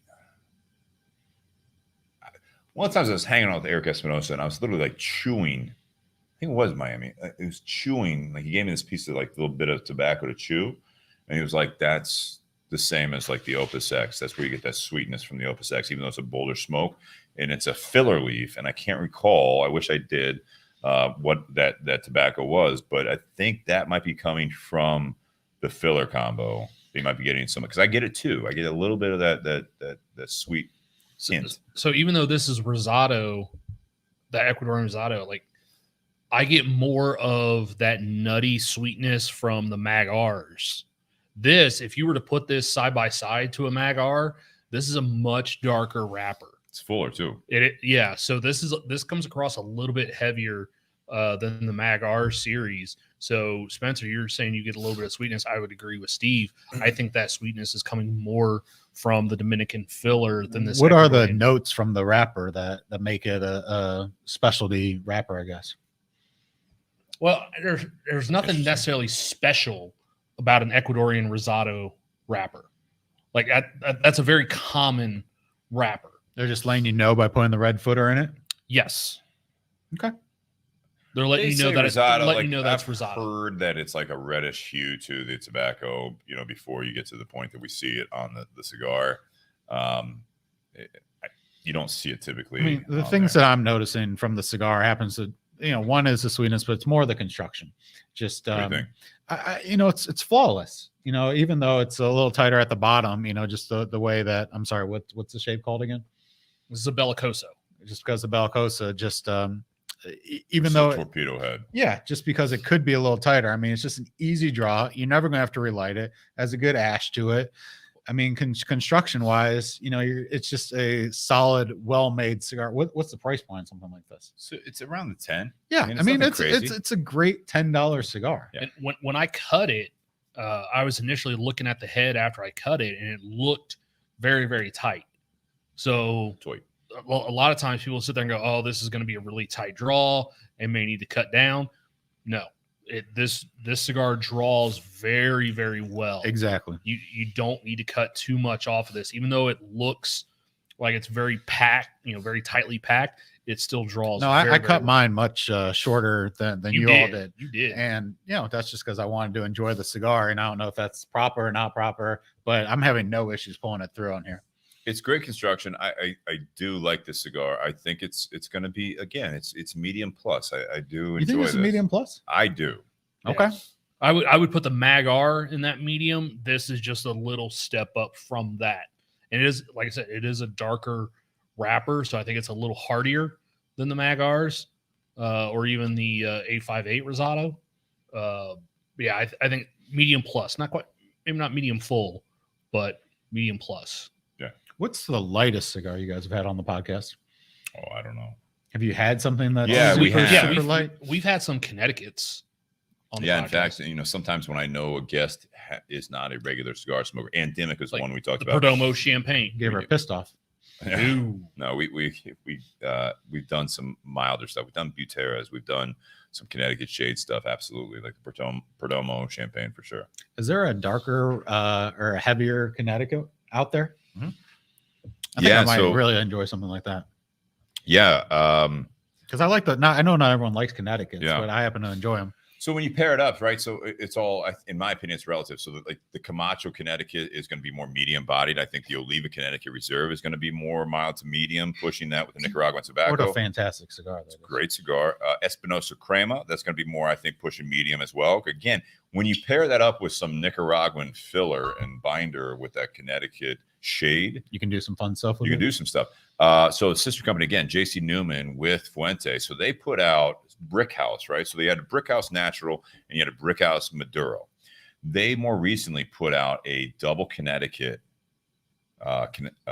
Brick House, which is a U.S. So what's so shocking about that is that allegedly it's U.S. grown Connecticut shade and also a U.S. grown Connecticut broadleaf binder, and with Nicaraguan. So that is something that looks quite mild, but when you smoke it, it's like a high proof whiskey that is very balanced and doesn't have a whole lot of like gut punch. Sounds fantastic. You smoke this cigar, and the crazy thing about Brick House and JC Newman is that they have this double Connecticut grown tobacco on the wrapper and the binder, and it's a good looking cigar. Like it's like $7. Yeah, it's still in that $7. It's ridiculous. I don't think I've bought a $7 cigar in I'm telling you. Well, because typically that's the like I want to have you smoke that. I want to have you smoke. Unless it's been like a pack that you buy from online or something. Like we've seen that before when Monte Cristo had the white, and then they had the white Connecticut. So the white series has an Ecuadorian Connecticut, and then they did a U.S. Connecticut wrapper, and that immediately bumped the price point per size like $2 to $3 exactly per stick. But with that Brick House, they were still able to keep it in that $7 to $8 price point that a lot of the other Brick Houses come in at. Like for a cigar, it'd be a brick shit house, just a fucking powerhouse. Sure. Toronto used to have the Brick. Yeah, they did. This is the time, part one. We're gonna round this out with a rating time. So I know we talked a lot about the bourbon. It's a very unique one. This cigar is great, in my opinion, but I will say I wanted to spend deliberately more time on the bourbon because it is a gift bottle and it is very unique. I'm not probably going to get this bottle again, not because I want to restock, but it's not available in Ohio. It's rare. It's tough. Yeah, it's tough to find. So Spencer, we'll start with you. So if you guys are new to the show, this is when we rate the whiskey, cigar, and pairing. For those that listen just to part two, this is when we do the rating to round out part one. Okay. 10 is the best. 3 ratings: whiskey, cigar, and pairing. Spencer? So I feel like we've been starting with the figure skating, gymnastics scale. And I was talking to Nate about this before the podcast. Everything starts at 8 at this table. That's not true. Not always. Nate, what was the lowest that I gave a drink of choice in 2021? 2021, the lowest you gave was a 4. The lowest I gave was a 5. Go on, Spencer. In general, the ratings start at 8. Well, but then again, when you think about it, like Let him rate. Go ahead, Nate. No. Let the Well, man talk. like- Stop cutting Nate off. Go when ahead. we're talking about He's just cut you off. when we're talking about cigars, like a lot of times we're picking So cigars good to see out of the Tinderbox. Tinderbox is, any cigar retailer, they're going to carry cigars that sell. If a cigar is a piece of shit, they're not going to carry it on the shelf. They may order it once, and then if it Strong gets no words. traction, they're not going to reorder that cigar. Right. So that cigar may be terrible, but the shop's not going to keep a bad cigar long term. Right. So that's why a lot of times when you see our ratings, we don't rate too many cigars very low because we're getting them from a shop. It's like when you open a magazine, like publication, they're doing ratings. You don't see 60s or 70s. To your point, you're absolutely no right, need to Spencer. give no need to give him plus. Yeah, you're not going to throw it up there because one, you don't want to necessarily talk about a cigar in your publication that you wouldn't recommend. First of all, No need to and you give it don't any want press. bad press. Yeah, you don't want to like say like, oh, the Bourbon BS cigar or whatever, like, or say the BS Gold, like 54, because now it's like you're dogging them. You're going to hurt their business. You might as well just. I would be especially curious if it's if we a could cigar ever that's doing get yours advertising with rated. you. So I did talk to Cigar Snob, which I have a good relationship with. I hope so. People They at Cigar sound Snob. intimidating. No, they're the ones that will publish the pictures of the smoking tent event. I asked them about it when we released the BS. It has to be in a certain amount of accounts to make sense for them to rate it. They don't rate it if it's just your cigar and you send it to them. They want it to be, I think it was like 100 accounts or something like that. As long as it's in 100 accounts and you can show that, we will rate it so that then it is relevant. We gotta get you a sales rep. How big's your territory? Yes, five states. Well, I'm telling you, I mean, I'll see what I can do, man. I feel like a lot of Yeah, no, cabinet guys love They like smoking cigars. cigars. They like cigars. you could just do us a solid and just buy a box. Yeah, I I know 100 people. So rating on I am grateful that you're able to bring this out. I heard a couple podcasts ago that you guys are saving this for the new year. So I was grateful to be invited and try something unique because we're never going to try this again. We're never going to try the 2022. We're never going to have the New Year batch, and next year or last year's could be very, very different. So one, I'm very grateful that we even have the opportunity to try this. And I feel, what I'd like to do in future podcasts is to give people a heads up where they could also we've talked about that. what you were drinking. I know it's tough because different states have different options, but here's, we're doing, something that's more commonly available to everybody. I know that's becoming more and more difficult where people can drink along, smoke along to podcasts, things like that. You're absolutely right. We've had requests for that. And sometimes it is tough because poor planning on my part. And also like you brought stuff before, Spencer, on your 18 appearances.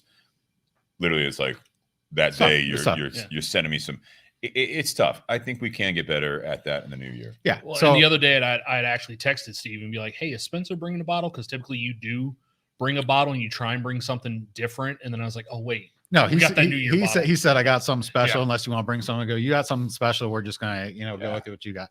So the bourbon itself I'm going to give it higher marks because it's unique. And I have not had a bourbon that tastes like this. I'm getting more of the cinnamon, it's not the Kentucky, it's just more of the warmth in the chest when you get it. And I do think that it's better neat than when you add water to it. Bourbon itself, I'll go 8.2. And it's because of the higher proof. If this was 100 or 105, I don't think I'd grade it as high, but because it's higher proof and you get more of the essence of what it is, that's why I'm grading a little higher. Cigar itself, it's a flawless cigar. I mean, it's a great cigar for $10. I'd pay $15. I might even, $13 to $15 is what it could go for. And I like, if it's not from the wrapper, from the filler, I do like the sweetness of it. I think it's more medium than medium full. Personally, I think the cigar is an 8.6. Okay. Combination does nothing for me. Okay. I don't think that I think they stand out on their own. I think that the sweetness of this, almost when I need a break from the bourbon is when I'm going to the cigar and I'm doing the cigar because I really enjoy the cigar. Sure. So combination of the two, I'll go 7.3. And that's not a poor rating. It's just they're just two different items that happen to be paired together tonight. Yeah. So I don't mean to It's fair. denigrate either one of them. Nothing goes well for me together. I just enjoy them separately. Okay. You're trying to make Jonathan Herring drink with all your decimal ratings. I don't think he's watching tonight, but if he is, he's hammered. Pass the bottle. and then you Is can decimals part of it? Yes. Number 5. Number 5, ratings with a decimal. Yeah, we really are creatures Oh, of habit. man, I'm telling you what. At the end of the day, If you play the drinking game, There it is. There's another one. All right. I think we need to. If anyone out there I actually should come prints in. like cards, that might be a stream of revenue for the podcast.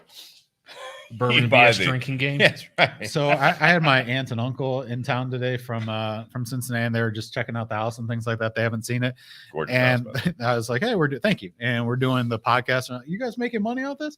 Well, there's there's Patreon. They go, "What's Patreon?" Well, we haven't had to pay for bourbon or cigars. She's like, "Well, are they just giving you bottles of bourbon?" Self-sustaining is, where And we're I was at. like, "Well, they're not giving me bottles of bourbon, but there are bottles of bourbon that I don't have to pay for." So theoretically, yeah. yeah. No, the support from Tinder Box, from Altadis, from BS Cigar Company, Patreon, really at this point, it has become self-sustaining, which is great because it's the little things that people don't necessarily real quick adds side up. thing. They don't know. Again, I spent $30-some dollars. We know. just- Stop bringing up the. I'm freaking just Jesus. saying, no, it's like those things they don't realize. Like when Sean donated a overhead light that just completely upgraded it. That failed after what, 2 years, Sean? He's right there. Don't need to. I know he didn't buy a new Yeah, one, so get I a- had to use the Patreon money. But he also is a Patreon member. I don't know So why you have to turn it negative. I was actually trying to be positive about I mean, the new light looks great. it. I don't appreciate it if you let mom and dad talk, Sean. You know what I mean? Go to your room and think about what you said. Nate, On the whiskey, I'm going to give the I love whiskey. you too.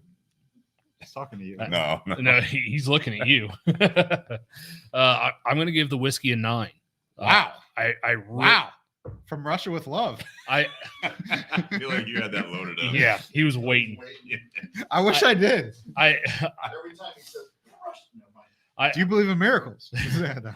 I really enjoy the flavor, and I know Ray's going to say something about it, so I'm going to just head it off right now. As I said already, if this bottle was available in the state of Ohio every December leading into the new year, I would buy this bottle, even at Right. $85 or $90, because of the occasion and because I like all the different bottles that we've had from Barrel Craft. I would buy this bottle. So a 9 on the whiskey. Any fruits? I already talked about the whiskey and flavors. Do you have a fruit that actually comes out of this besides apple or lemon? Just out of curiosity. I don't know. I've already smoked my entire cigar, so my palate's probably shot on that. But no, I do Cigar. enjoy the cigar. On the cigar, I'm going to give the cigar an 8. I do enjoy the cigar. It's a good smoke. Doesn't necessarily stand out. I know it, especially in the shop I used to work at. Like this was a very popular cigar. We had a big Fuente customer that anytime this cigar would come in, like we would actually give him a call, and he would drive from Portsmouth to Hour and Columbus a half at least. just to buy boxes of this cigar. It is a very enjoyable smoke. It only comes in this one Vitola, but it definitely has some good flavor, definitely quality construction, as Spencer alluded to. It's a good stick, not necessarily like blowing your socks off. It's just a high quality cigar. Yeah. And then as far as the pairing, I'm a little different than Spencer. I'm going to go an 8.5 on the pairing. Why is that? So even though this whiskey is 115 and this cigar medium, maybe medium plus, they don't hinder one another. They're not necessarily bringing a lot of it out, but I think this whiskey, because of the little bit of sweetness from the whiskey, it actually highlights some of that faint sweetness that you get from the Dominican tobacco in this cigar. So I think they do actually go well together. The cigar does stand up, but I think you get a little bit more out of the cigar pairing it with a whiskey like this that's got that thick, oily viscosity to it, and then has that little bit of sweetness. I think they do complement each other pretty well. Sean, do you want to rate the whiskey there? You're right about the sweetness. You're right. Make sure his mic's on there, please. It is. Well, I have to rate it twice because when I had it neat, Oh yeah, yeah. again, it was just really powerful, kind of strong. I didn't get a lot of any of the smells. Your first whiskey of the day. Yeah. Okay. Very, I'm very. not joking. I'm asking anything. This is relevant. You You didn't have your noon whiskey, right. right? Yeah. Yeah, but once I was put some water in it, so before the water, I'd give it like a 7, and then after the water, I'd give it an 8.5 because it definitely brought out so much more flavors, calmed it down a little bit for my liking, and was a lot more tolerable to. Yeah. So that's all. Yeah. So for me, the whiskey, it is a high price point. $85 for a bottle is not cheap. This is not necessarily for the majority of listeners. I know we have some listeners like Ray and Sean that they comment fairly consistently that price shouldn't have anything to do with it. I think it does. I think $85 for a fifth. When they're coming in $750, this is like you have bottles that are $100, $85. I'd be curious what this goes for on the secondary market, just because of the rarity of it. I don't know. I mean, I don't know if it's sought after or not. And again, you can go to barrelbourbon.com, which again, barrel is with 2 L's, and you can buy a bottle right now. So it's not like you can't get it. You can't go on and buy a bottle of Blanton's or like you can't just go on the Buffalo Trace website and be like, yeah, I'll have 4 bottles of Eagle Rare, please. It's like that part is a different type of scarcity. Mm-hmm. So I'll give the bottle price included, which again is I know it's a drinking game, right? Is that? No, that's only if I say the word budget. So I'll give it shit.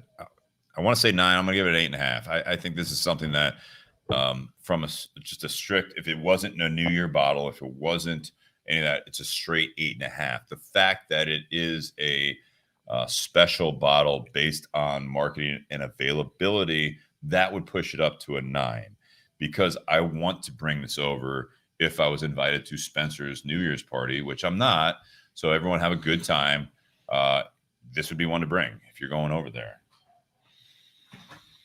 And the cigar? The cigar, I'm going to give an 8. I think this is a solid smoke. I think this is, again, this is a very enjoyable cigar. The construction is flawless. I think Fuente really puts out a great product, which it's nice because I have a lot of customers that come into Tinder Box at Easton. They don't smoke Fuentes because they've been there, done that. Yeah, they've moved on from it. When the special ones come in, like the Añejos, when the Opus come in, some people seek that out. We have a lot of customers that are smoking full bodied stuff, so a lot of the Fuente line doesn't hit their palate. Fair. They go through waves, though. You see, like one of the regulars may go in and be like, "Oh, I really like this Don Carlos," and another regular will say, "What are you smoking?" "I'm smoking a Fuente Don Carlos." I haven't had that in a long time. They have them, sure.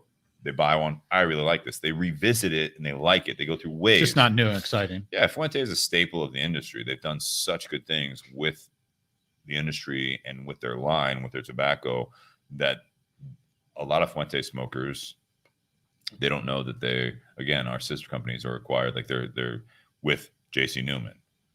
JC Newman doesn't carry the clout that Fuente does. Mm-hmm. I would venture to guess that, like Spencer, I haven't heard of it. You don't, like a lot of people don't know JC Newman. It's a 3rd generation company that is from the States, from Ohio, actually. They have Ohio roots, Cleveland roots, yeah, that's right. Really? Yeah. That they rolled through a lot of the cigar boom. They were down in Florida. Like, that's a great company. And they do, I would encourage people to watch the documentary, was it Hand Rolled? If you haven't done it, we haven't talked about it in a while. Hand Rolled is available, I think, on Apple, maybe Amazon. You have to rent it or buy it, but it is a great documentary, and you get to hear from the Newman family as part of that, as well as Carlito, that they do great things in these countries, Nicaragua, and like they're putting up schools. They're one of the families. Schools, hospitals. They are really facilitating some great things in the country. They are. It's just a fantastic company. Some of the people and the Fuente family, the fact that they do these things together, it's just so cool to see that. And they're still putting out these fantastic products like the Queen B that I'm sure some stores, like you said, that you used to work at, Nate, people ask for it. We don't get asked for it at Tinderbox. No one's asking for Queen Bees or King Bees. You just have to have that customer. You guys have such a good variety. I'm just saying they're asking for the high-end unique stuff, where this is a great cigar that has been forgotten by a lot of cigar smokers that have been in it. Well, that's what I appreciate about being on this. You know, you give me a cigar that I won't necessarily pick out that oldie but a goodie. 100%. Yeah. The pairing, I think I lean a little bit towards you, Spencer. There's nothing necessarily special about this pairing. It's a solid. If we're hanging out, not for a podcast, but if I'm not gonna kick it out of bed. Spencer, if you came over, I'm like, hey man, like I'm gonna grill out something. Like let's hang out on the patio. Be nice to be invited when you grill out. Yeah. Well, as soon as you invite me to the New Year's party, it's cool. But I'm just saying that I think that if I gave you, hey, I got this bottle, it's special. Let's smoke a cigar. This is what I've got. It's enjoyable. There's nothing special about it. It's not. Again, there's no like thought before lighting up the cigar and cracking the bottle. 8. I give it an 8. I think this is it's a solid pairing. There's nothing really special about it. It doesn't really bring anything from either side of it, but it doesn't take away from either side of it. So they stand alone. You're smoking a cigar, you're drinking a whiskey, and you really enjoy what you're doing. And I think it also gives you an opportunity to, whether you're doing a podcast, whether you're hanging out with friends and you're talking, it's not like this is what you're talking about. You talk about the whiskey, you talk about the cigar, hey, these are good. And then you actually can enjoy a conversation about whatever you want to talk about. It's approachable. And enjoy it. It's approachable. That's a very good way to say it. Yeah. That being said, we're going to round out part 1. And for those that are listening, like Spencer, I know you don't really watch the videos because can't do it. You're busy. Yeah. Yeah, you got better things to do. I think that it's nice that you actually will listen to the podcast. We have a lot of listeners that just listen to the audio. It's on Spotify, iTunes, iHeartRadio, a lot of your podcast apps. And I am going to, one of my things for the new year is try to get back on the once a week thing. I really have, like, when my schedule gets in the way, I don't do that. I literally, between Tuesday, I posted, it was about 5 weeks of episodes. It's 5 weeks of episodes. That literally was from in late morning to about 7 o'clock at night. I appreciate it, man. You know, driving, like Nate was saying, driving during the holidays, stuff like that. It's nice to have something to listen to. So I appreciate it. But that being said, as we go into part 2, I want to encourage you guys, if you're listening on the audio only, if you're free on Wednesday nights and you find yourself at home and nothing's on TV, tune into Facebook or YouTube and contribute to the conversation. Come to the garage. Come to the garage. Thank you for inviting. He doesn't invite you to his party, but he invites other people to your garage. To his party here. Part 2 is New Year again. We're going to be talking about some of the usual topics with the New Year, but we did that when you were on last time with the Thanksgiving, which I love the Thanksgiving theme that we do, which is what are you going to be thankful for next year?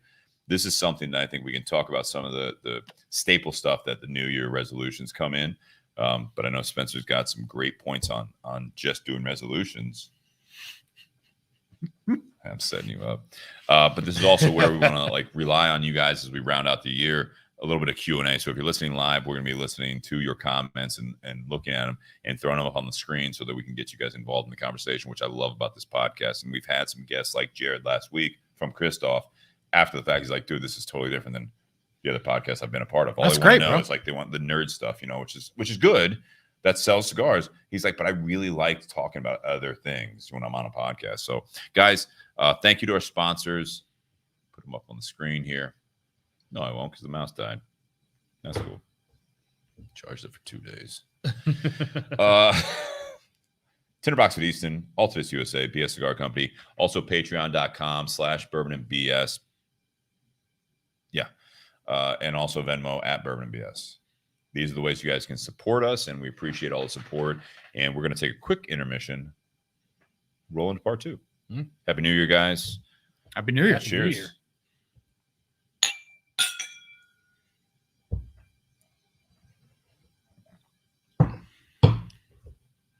You're being awfully quiet back there. Just letting you know. Here we go. Here we go. What are you sipping on? I think it's just pronounced Red Bull vodka. The custom drink. There's It's like a vodka tonic with tonic. it's like a Tito's and vodka, please. It's like a virgin pina colada. No virgin. Spencer, what are you doing for New Year's in the intermission while we're still live? Yeah, so this party that you're talking about, I'll be at the Pearl epic out in Dublin. If you'd like to join for a cocktail, I feel like it's too late, but yeah, that's I cool. feel- dinner's at 9:15 if you'd like to come. Man. What are you doing for New Year's? So I think Giamarco's. It's in Westville. It's a small Italian place. Sounds fantastic. Yeah, I think it's more basic, you know. I like Which small Italian places. You know, it's never nothing had a bad fancy. Italian. It's Veal parm, chicken parm, pasta, little red wine, definitely red wine. Yeah. calamari, some bread. I feel like you just planned my night. It sounds great. Yeah, you want to come? I It's would. at like 7:30. I'll have 2 dinners. This is going to be our first New Year's with 2 dinners. Rolling into it. I with do carbs. feel like there's a lot of local Italian places that I've not checked out. But Italian is my favorite food. I was in Pittsburgh about a month ago, and me and Kevin just went to a local Okay, Italian place. we need to get him on the podcast. He would like to come, I know. so he is doing more work in Columbus. So hopefully we I can know. get him on. He's starting a new branch here. He's starting a new branch. Yeah. He's doing big things, man. So I do like a good Italian. We should do a gentleman's dinner in January. Yeah, it'd be nice. Yeah. That'd be really nice. I agree, man. I do miss all the postings because I do get them almost daily this time of year at the check-ins. It's like board meeting. No, Oh, mine. the Yeah, memories. all the families, yeah. It's fun. You talked to Dominic in a while? Dominator? I haven't. All right. I should reach out to him, honestly. Definitely. I think he's doing well. Yeah. Do you guys want to roll in? I'm going to use the lavatory. Okay, go ahead. What's the topic? New Year again. Why don't you guys start with Alton? New year, new you, right? New year, new Spencer. So That's actually the topic name. this is the 17th Monte Cristo that you've had as a second cigar from me. I Have appreciate you had it. this one? I have not. Oh, figured Something not. special about this one, though. Is it? We'll find out. So are we doing another bottle as well, or what are you guys thinking? I think you said you brought a backup bottle. I did, but I figured we'd wait till this is gone. Unless you're like, no, Kinda let's thought- not kill this. Yeah, I think what I'd like to do. For those that don't know, Nate, when is your birthday? New Year's Eve. 2 days. Just get inside. All So what I'd like to do with the rest of this is I'm going to bring it in on Friday. We can do maybe one more pour, but I'd like to keep a little bit. There's not a whole lot of staff. I don't know. I don't think Brian's going to be there, so I might bring it in on the 30th. So tomorrow, I want to have him sample it. Okay. I think this would be fun to have. Yeah. You know, like I Totally know he's not fun. feeling well, but I feel like actually, if you have a backup bottle, I think I'd like to keep this so that I can share it with some of the Tinderbox staff, like Brian tomorrow. Todd probably won't drink it, but so tomorrow we've got a couple guys like Brian, and you're going to be in Not tomorrow. It's Thursday. That's right. So I'll be in there Friday. Josh will be in there. This is a special one That's that I fun. think, as we That's get to the end of the year, I think this would be fun to have them have a little bit of a dip into it. You'd like some, obviously, clearly. So, what's the backup bottle? Well, Take this off the table. thankfully, I work for some great people at Tinderbox at Easton, and Brian. You work for one person, Brian Joyce. So every year Brian gives us stuff, and so That's the one I'm sipping on. that's right. So I brought as the backup bottle the Oof. Old Forester 1897 bottled in bond.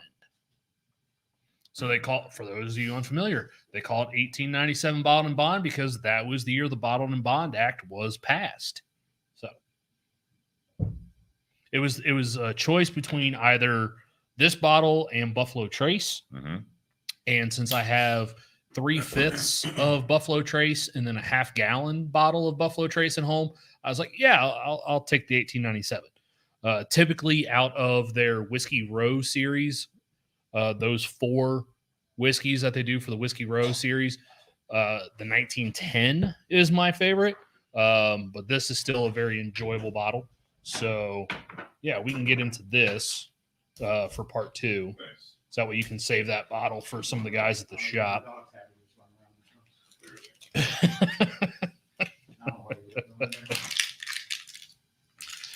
Hey, how old? What? How old? I'll be 38. How old do you feel? Depends on the day. Okay.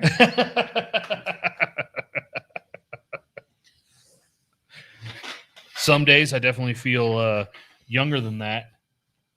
No one can see that, Spencer, but I can see it. It's been pissing me off. Was the tag of the pink shirt? There's a pink shirt. Oh, okay. Yeah. Yeah. Yeah. And so typically every year for my birthday, my wife and I will go to Ocean Club at Easton. We'll go there for my birthday dinner. You do seafood or you do steak? Honestly, it depends on the specials. If they have a special that sounds really appealing to me, I'll get a special. Typically in years past, I'll get a steak, and then my wife and I will split a side dish. Sometimes we will split an appetizer, and usually it's the calamari because Delicious. well, here's the thing. So my wife has celiacs, so she can't eat bread, wheat, rye, barley, malt, any of that stuff. So so she can drink that because the distillation process actually burns off any of the gluten that's in the wheat or the rye or malt. But the great thing about Ocean Club, because my wife does like calamari, and their calamari does come breaded. However, they cook it or they prepare it by order. So it's not like they have just a giant tub of breaded calamari ready to go. They prepare it by order. So we'll actually go there and we'll ask like, hey, can you do an order of calamari without the breading? And they are more than happy to oblige. So yeah, I mean, it all depends on what the specials are. Sometimes I've done the surf and turf. I know one year we did oysters Rockefeller, which I was not a big fan of. I like just the regular raw oysters. Love a good Rockefeller. More than oysters Rockefeller. Yeah, it's amazing. We'll get out of there, anywhere from an $80 bill to a $200 bill before tip. Depends how much you want to Shoot pregame. for the skies, man. Yeah, depends how much you pregame. The one thing I will say is we've always had an amazing service experience from the staff there. Extremely professional, extremely knowledgeable. Jesus, this comment. Who knew that alcoholics were doing keto?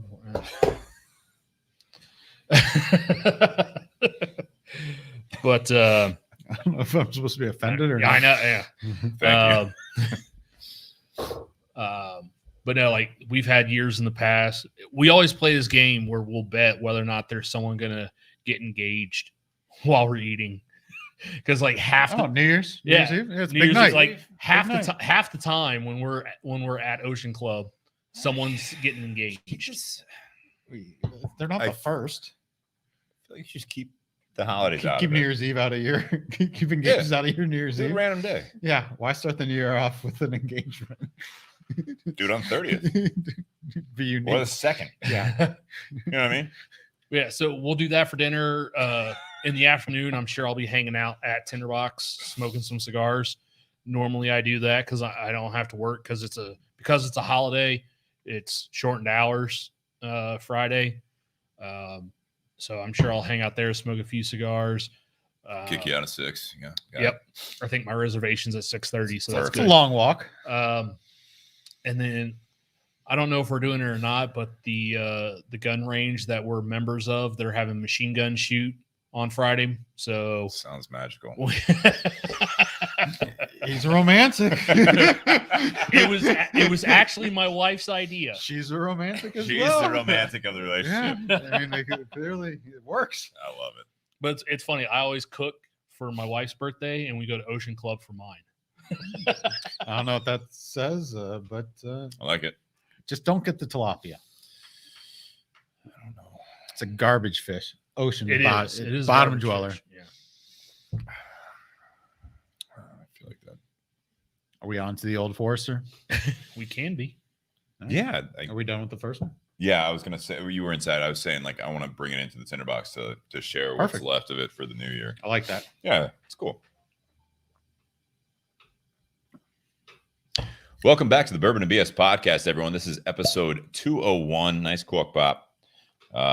This is Beyond the BS. So tonight, Bobby Hirschman says I got married on New Year's Eve. Wonder what? All right, man, I knew it wasn't going to go. I knew it wasn't going to go over well. Most things don't Wouldn't anymore. I've never been to a Put New it Year's right Eve over wedding, the but crotch, sounds yeah. this That's dangerous. disaster. Good thing you were here, I do not want to waste good whiskey pouring it into your lap, Spencer. Spencer. You're asking, I'll but drink it. so we're. Thank you to our sponsors. Tinder Box at Easton, Columbus, Ohio. We were smoking the Fuente Queen B on the first part, and also we are now going to be smoking the Monte Cristo Platinum series by Monte Cristo and Altadis. So that's another one of our sponsors, Altadis USA. Thanks to Josh for sponsoring us and working on that for a third year. And then also, like I said, Brian at Tinder Box with the Fuente and the support in Columbus, Ohio. They do have a lot of Fuente products. We talked about more than just the Queen Bee in part one. And they are available as they can be with the Opus and some of the Añejos and some of the other special ones and a lot of their staple products. BS Cigar Company, the Gold and Silver are available now at Tinderbox at Easton and a handful of other shops as well. But you guys can, if you want to try those, reach out to the podcast, reach out to Tinderbox at Easton or BS Cigar Company on social media, and you guys can actually get those delivered to you as well. So go ahead. I tell you what, I like that Josh Bentley guy, man. I've met him, probably a dozen times and always, cool. But he's always giving good sticks and things like that. Yeah. Kid seems to always have his head on straight. The thing that when I listened back to the podcast of what he said was for Christmas, it was always, what to get people. And one thing he said that kind of caught my ear was, the 4 things to get somebody. And it was something you need, something to read, something to wear, and something you want, I think was the 4th one. Yeah. But I thought that was a really good idea. Yeah. I don't know if he said it was experimental, but I was like, man, that actually seems like a good way to do it. It's very thoughtful and very family and career driven person. Yeah, it's just very insightful just to listen to a guy like that. Classic gentleman, I feel like Josh is. Yeah, solid. Very much so. I also want to put up here real quickly as we get into it for you guys, patreon.com/bourbonandbs podcast and also Venmo at Bourbon BS. If you guys want to send us a bottle, you can do that. Give you the address so we can review cigars the same way. I know Bobby Hirschman has sent support directly to the house where we do the show. Or if Venmo's easier, you can actually put some money. We've had a couple of kind people do that. And also, like I said, the patreon.com/bourbonbs podcast makes it very easy to do that, to support us. $5, $10, and $25 tiers. If you're a Patreon member, you will also get a discount code to the Buy Jack, which is byjack.com/bourbonandbs for the shirts, like the one that you're wearing, Nate. The Pour One More, Light Up Another. We'll figure this out together in the charity pink. That one's actually $30. Only available through the original site, not the Patreon. If you're a Patreon member, I can walk you through how to get that and some other ones sent to you all at the same time. $10 from that shirt goes to a charity.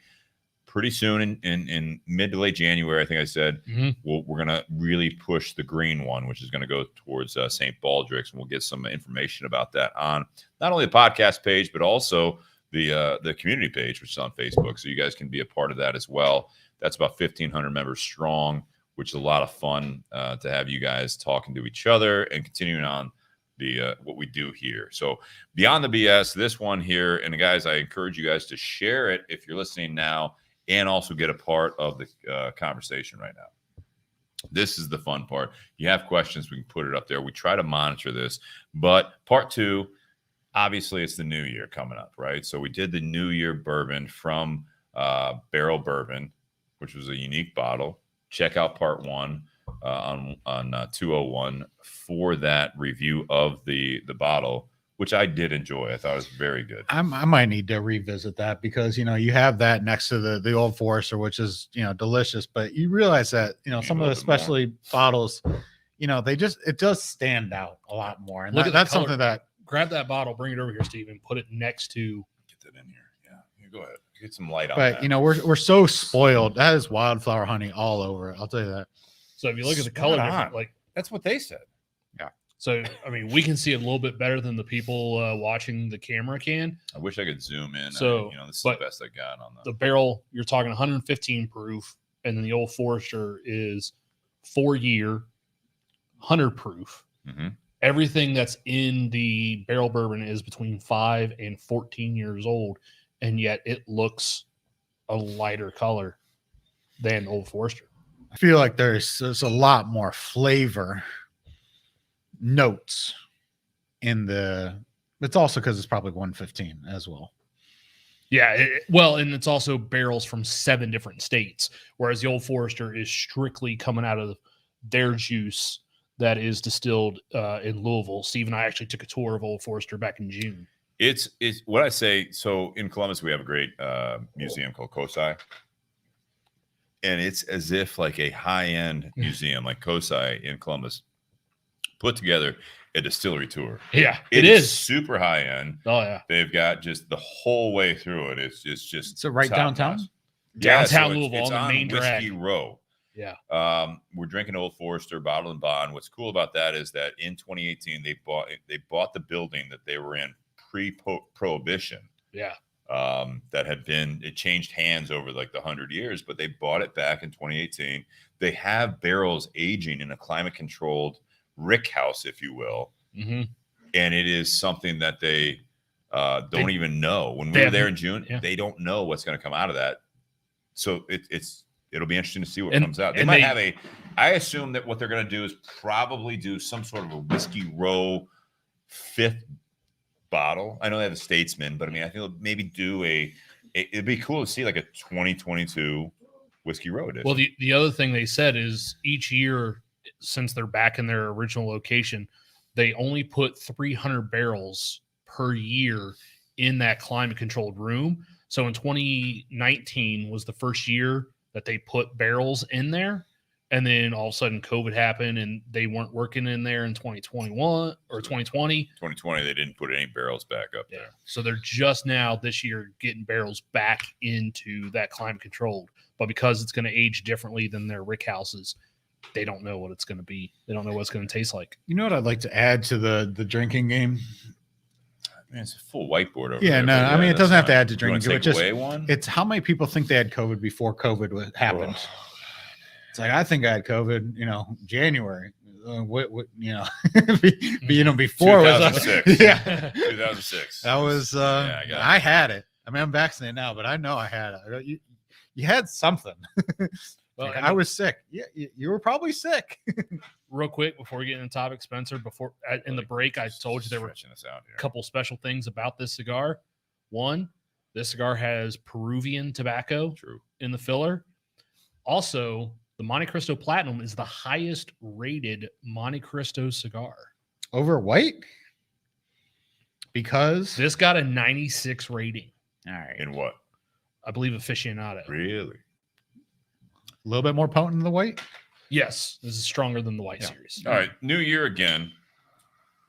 So while we were coming up with some topics it's easy to do like the new you thing, it's talking about New Year's resolutions. And we had a couple people that did comment when I posted on the community page of some of those things.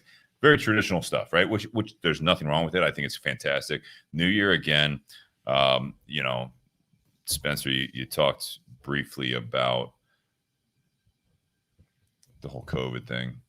We're going round 3 on this, right? So now I say it a lot. I don't want to go down the rabbit hole. I'm not going to right now. If you guys want to introduce it, we can talk about it. But sadly, like I was talking to my mom when I was walking Tony before the podcast, and it's like, she's not feeling well, but she's feeling better. She did the COVID test. It was negative. And there is this self-realization there for even her that, like, yeah, people get sick around this time.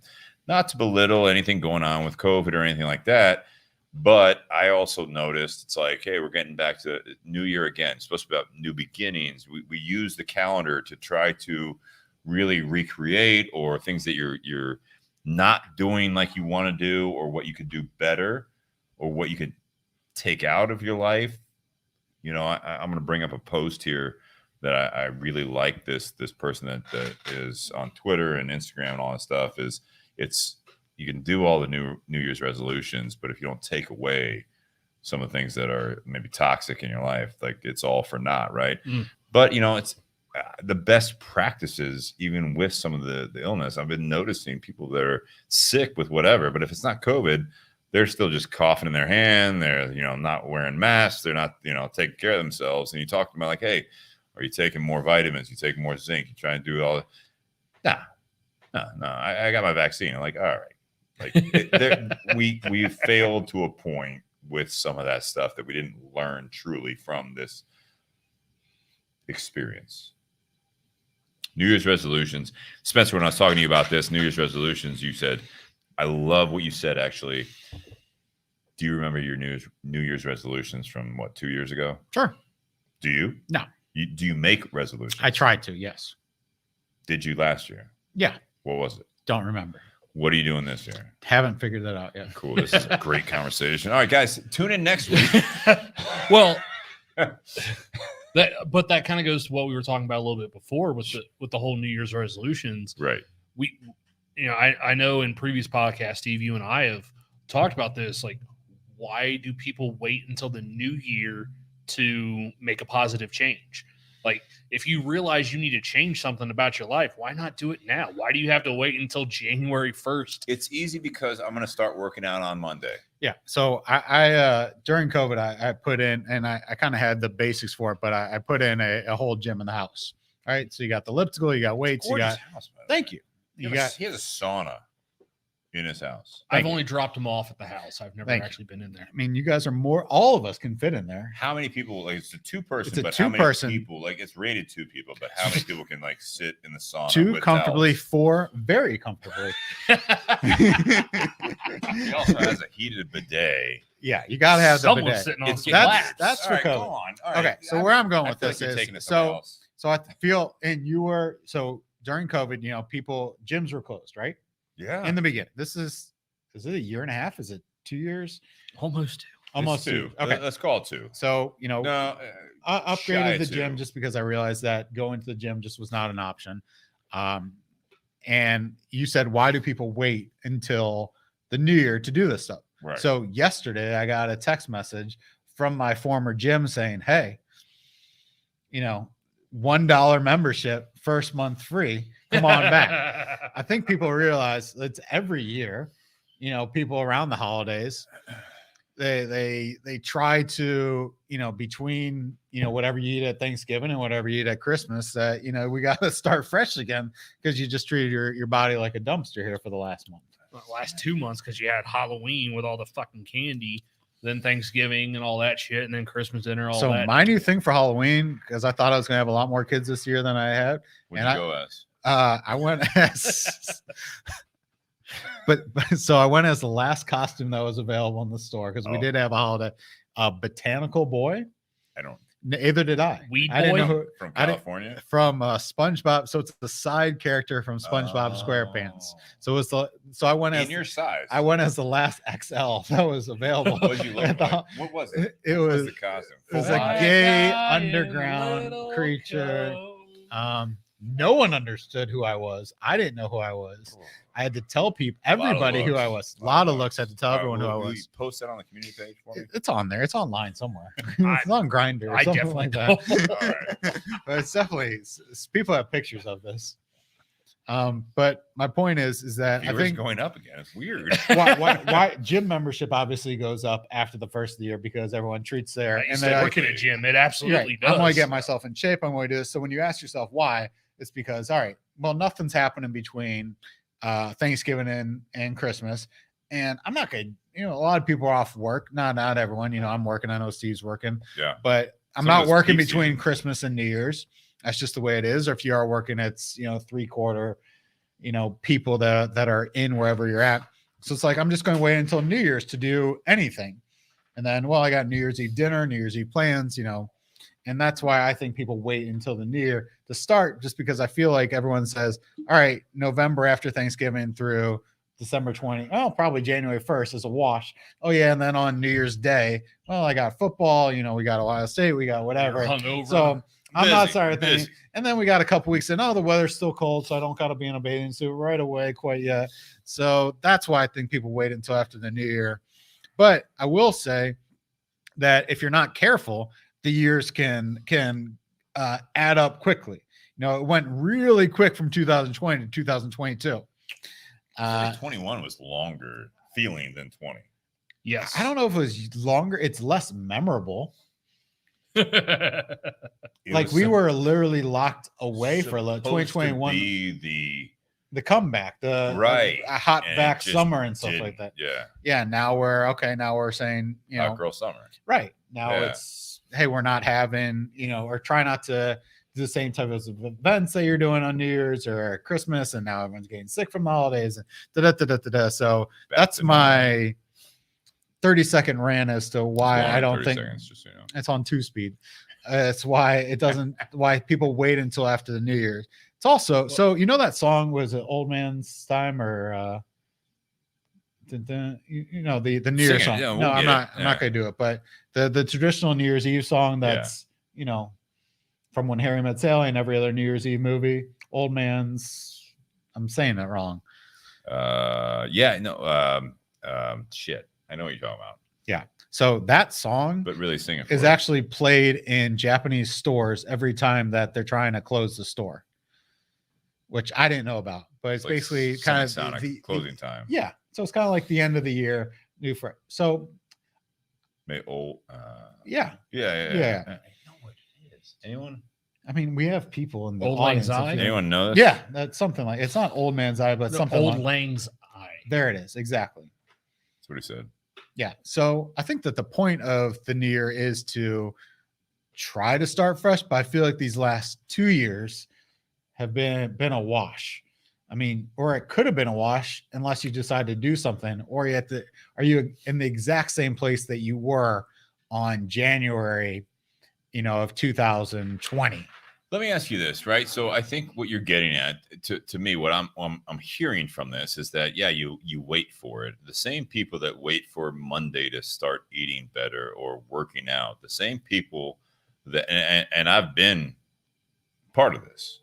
I'm not putting this on you guys out there, but the people that put those thoughts out there that I'm going to start on this date, it's not necessarily procrastination. It's literally, it's projecting yourself into a better self someday. And I think it is also directly correlated to the fact that this is why it fails, because you do it every year. People do this every year. They do it every week. I ate shitty. They don't have a plan. It is a pipe dream. So there's not as much thought or planning involved in any of these things, whether it be fitness, diet, it's career, whatever. Like, I'm going to treat myself better and put myself first starting January 1st. Okay. When you put a date on it and a starting point, I feel as the majority of people don't know how to finish. They don't come up with the full plan. Or a start. I think starting something, you have to start something. I appreciate that fact of it, but it's not about when you do a New Year's resolution, I'm going to start this on Monday. I'm going to treat myself better tomorrow when I wake up. What does it actually look like? This is something I think that whether it be business, diet, fitness, when it comes to you treating yourself well, I think that there's something that anyone that is successful in anything that they do, there is a lot of thought and planning. You don't just start. Starting is the biggest step. If you can't start it, you won't do it. I can appreciate that. If you want to go to the gym, you have to actually go to the gym. You talk about, I will go to the gym when? What are you going to do in the gym? How long are you going to do this? What is your plan? What does your week look like? What does your month look like? And between 2022 New Year's and 2023 New Year's, what does that 12-month period look like? You start grilling people or yourself on what does that look like, you already realize you're fucked because you didn't think about that. You actually have to come up with a real plan. Attainable.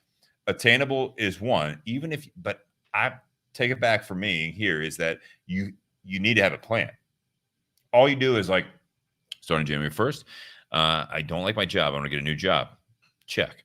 I'm going to get in shape. Check. I'm going to eat better. Check. All right. I appreciate you sharing that with me. And then February. What do you? No. What are you going to do for your job? What job do you want? You want to stay in the same company? You want to get a promotion? You want to start new? What are you going to do for your nutrition? How are you going to eat better? What are you going to eat? Would you say that How keeping often the are you going to steps have? smaller is a better way to do it? So if I want to get a new job, so I got to update the resume, right? So just start. If I do a lot of baby steps, then I got a chance at. So I don't. No, I like where you're going with so this. getting back in shape, very, very tough. valid. I want to lose weight, tough. All right, but maybe if I lose like a pound a week or a pound, like hold myself to smaller goals that end up being a larger goal.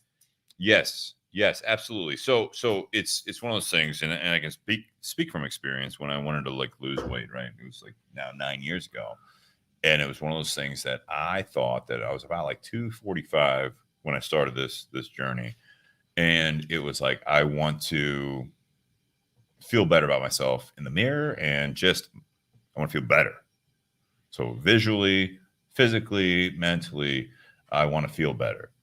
I still remember that point where now looking back, I made these choices with diet, exercise, sleep, these things health-wise that I was able to, when I remember going from 240, I think it was 244. It was very specific. And I got down to like 210. I'm like, oh, wow, I feel better. I'm loving this. I'm going to keep doing this. I won't get below 200. I dropped all the way to 184. By just keeping the routine, Yeah. But it was extreme. Discipline. So, but I also made sacrifices. Like I get to family functions. I would go out to eat with someone and I'm like, all right, I'm going to ask them, I want just this 2 grilled chicken breasts, broccoli, whatever. And it's like, I've changed since then. But one of those things is I had a plan. And more importantly to me, it was the opposite of that. It was the start was part of the decision. But for me, it was, how am I going to do it? And I didn't have an end game. I didn't have an end goal with the weight, with anything like that. I literally was just like, this is what I'm going to start doing. So New Year's resolution, on the same subject, I want to get in better shape. All right, that's your New Year's resolution. What is the actual action? What is the resolution? I'm going to eat better. No. Dial down, get into it. What are you going to do with this? These are those classic things. When I said we were going to talk about some of the classic things, and I'm going to look at some of these questions there, but it's one of those things. It's like, you want to get in better shape. How? Well, I'm going to follow this. All right. What are you going to follow? What are you going to do? So I feel like you were able to attain these things by being extremely disciplined, and not everyone can be as disciplined as you. Yes, they can. Yeah, they can. Okay. Not everyone is as disciplined as you. There you go. Okay. But when you're saying these things, Stephen, this has been 9 years of this and, 10 years of our friendship. There's almost like an angst or a disappointment in the public for not, like, are you upset that you've seen, not upset, but do you just sense that, hey, I did it, why can't everyone else do it? No. Or where does the, hey, I hear you, but you fuckers aren't doing this? Or the goals are attainable. You're just not doing anything to actually do it. And you can't just wish and hope. You got to have a plan. You got to write it down. I like this. If you don't have goals, you got to, the point of, I don't say the point, but one of the ideas of the New Year's resolution is if you don't have a goal, you can't hit it. So here's the goal, but you got to be able to hit the goal. So this is one of my favorite things. There was a meme. I don't see it as much anymore. And this actually happened to me during that year of change for me, right? And what got me to that point was my relationship at the time. What changed in that, my job, I was basically working for the paycheck. I lost motivation, all that stuff, right? So I continued down that path, which is very relatable to a lot of people, that the rug was pulled out underneath me because I wasn't in it. So I, in a sense, deserved most likely to have that rug pulled out underneath me. You never said that out loud to me. Not to you. So to my point, though, is that I made my decisions, and what to what you're saying is that you're up against the ropes, you got knocked down, and now you're looking up. Now you have to get back up. What I really, really enjoy about this, and I think that when you're actually if you do make New Year's resolutions, I love the fact that when you are committed to something career-wise, you just started your own company, Spencer. There will be some people, and I'm sure there have been people, same thing with you, that are out there that are like, I'm going to do this fitness, or you're in the middle of it, whatever. It's not based on the New Year's thing, but people are asking you. First, they're going to ask you why you're doing it. Why did you take that step back in income? Why did you take away the security? Why are you eating that way? Why are you putting yourself through that? The follow-up from that, when you guys actually put yourself through that, is how did you do it? The same people will ask you, why are you doing this? Why are you eating chicken breast? Why are you taking that hit on your income? Are they asking it in a condescending way? No. I don't think there's intention there. They look at it as like, why aren't you drinking it? Why aren't you ordering this? Why aren't you doing this? Why aren't you eating, like you like pasta? Like, why are you eating chicken breast? Why are you doing this? And then it's a matter of time. If you stick to your goals, and this is how I think that you might make some goals, is that your goal might be is to hit that point where people are like, how did you do it? It's not going to take away the judgment. I've talked about this before on the podcast a couple of years back. I'll say this with the because this is my personal experience, the things I had control over, that I took control over. Like, to your point, Spencer, that might be the first time you heard that. It's been in my head for a long time. I was working for the paycheck. I was eating for the day. I was doing these things that made me happy, that I was able to do. And when you get comfortable, you lose the edge, the focus, the goals, you lose all that stuff. But when you get committed to these goals, what you want to do, they're going to ask you, why are you doing that? I got asked all the time, why are you eating that way? Why are you making these decisions? The same people did ask once I had lost weight. How did you do it? Here's the kicker. Much like with a career, why did you do it? Why are you doing this? How did you do it? It's non-believers. I still remember the people. I know these people that when they ask me after the fact, how did you do it? And I told them, I remember, that's not good for you. You shouldn't eat Subway. Yeah, I was just going to say. I remember Subway. Yeah. You shouldn't eat Subway. Go there and I do this, and I'm like, I'm looking at this person. I'm like, you're asking me how I did it. You also were the person that asked me why I'm eating that way. It's not healthy. And then I got to that point, and you're still the same person, if not less healthy at this point. And I look at them today. I remember these people. I do.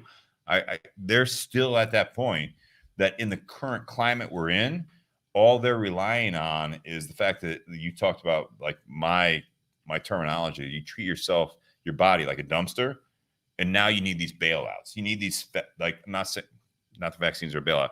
You need these quick fixes that all stuff. It's like, well, there's also proven science. If you eat better, you take your vitamins, you do these things, exercise regularly. When was the last time you exercised? Well, like 5 years ago, I used to bench this. It's like, well, what do you do now? Like, well, I haven't been to the gym. This is a consistent thing. Ray, who was out there, week in, week out, he actually asked, was it last week or a week before? He's like, you're literally doing this in case the pandemic happens? No, but when something happens, I am consistently trying to do my best. I make mistakes. I eat unhealthy sometimes. I drink too much. I don't get enough sleep. I do these things that I'm not perfect, but at the same time, I know what's supposed to make you healthy. Doing something is better than doing nothing. Right. I don't treat my body like a dumpster. I don't give myself these situations that if something were to happen, it's not for a pandemic. It's not for the zombie apocalypse. You know what I mean? Like, you don't necessarily go to that extreme, but it's like, I'm getting older. I'm going to treat myself in a respectful way so that I can accomplish some goals. And if I'm not doing that, this is a constant effort. That's my point about these New Year's resolutions, New Year, New You type thing. The typical thing is like, all right, so what is your new you doing in June? So talk is cheap, right? So I think your advantage to all of us, myself, Nate included, and the studio audiences, they have a lot of questions, but we'll get to you. A lot of judging eyes yeah, well, too, yeah, you know? just a lot of judgment. Is that talk doesn't really matter; it's action. So you actually, in one aspect of your life, you prove that, hey, if I do these steps, this is what worked for you to drop the weight, and it's inarguable. All right, this is what worked for me. If you don't want to do it, that's fine, but this is what worked, and it worked. I'm not just saying do this. I do it. And I know we are getting to the resolutions and stuff like that, but I got just one question that was just kind of boggling in my mind. I've asked one or two people before we get to New Year stuff, and so people aren't taking the vaccines for a myriad of reasons. Health reasons.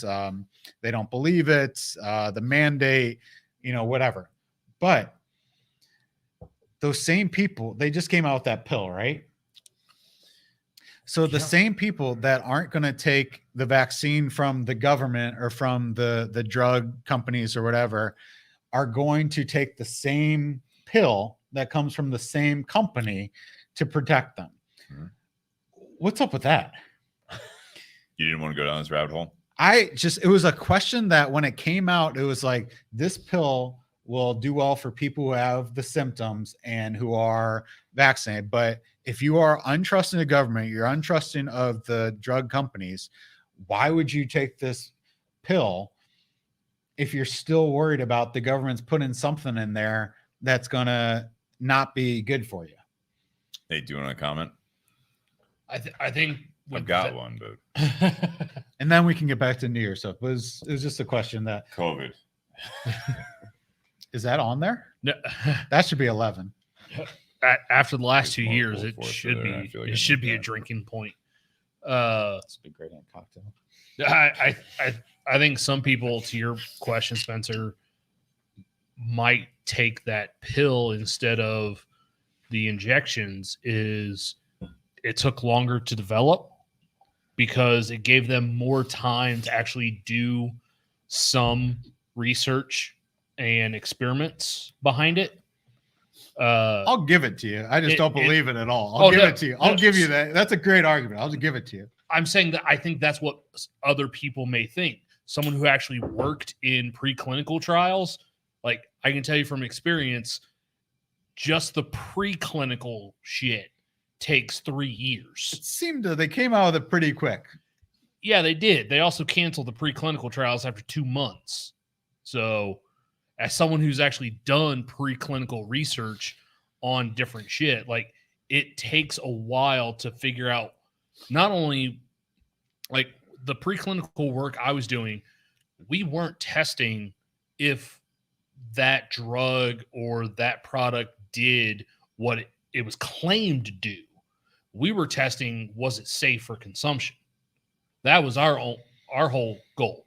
And in my time doing work in that industry, I can tell you we had multiple products that, because of the industry they were in, they didn't have to go through testing before they were marketed. They didn't have to get FDA approval before they were sold to consumers. There were multiple products that our research caused those products to get pulled from the shelves. All right. So my explanation of the reasoning behind that school of thought is that in this country, I'm going to speak to this country, is that we are ingrained to the fact that there are quick fixes, right? So vaccine, COVID, quick fix. You're going to get it when it first was released, and the powers that be, were saying that whatever your identity was with what you believed in or who you followed, you won't get COVID if you get the vaccine. You will get COVID. You might get COVID if you get the vaccine. Also, you get second shot. Also, get the booster. Now, you might get COVID, but it won't be as bad, much like most people when you didn't have the vaccine and most people were okay. Now, we're going to have a pill, though, which we're comfortable with. I said this, and I would love to pull this up from last year, is that it's like as soon as you can go to CVS or Walgreens or Kroger or whatever it is, whatever your grocery store is, and you can get the Tylenol severe cold and flu / COVID-19, I will buy the shit out of that because I'm going to get it, but it's not going to be that bad. I can actually be okay. I'm going to rest for a couple of days and do this. I'm going to feel better. They treat the symptoms. This has been something that I feel like that these are those things that I can tell you what to do to be in better shape and take care of yourself 365. Until shit hits the fan. You're not going to do it. Now, when I tell you how I do it and I can prove the results, you will negate me because you don't want to do it. So it's quick and easy. Same thing with the new year, new you thing. It's like, I want to have a better career. All right, what are you going to do? Well, I'm not going to like put up with shit. It's like, oh, you're going to get more further education? Are you going to put your resume together? Are you going to actually talk to people and network and go to these things? Well, no. Or you're just comfortable bitching about your current situation. Right. Yep. That's my point. Yes, I am. I'm going to get better. I'm going to get in better shape. Oh, how are you going to do it? I'm purely, I'm not condescending. I'm purely interested. What's your plan? So I'm going to work out. How are you going to work out? Did you learn about working out? When was the last time you worked out? I'm going to eat better. How are you going to do that? Well, I'm not gonna get fast food as much. What are you gonna eat? You gonna cook for yourself? Well, no.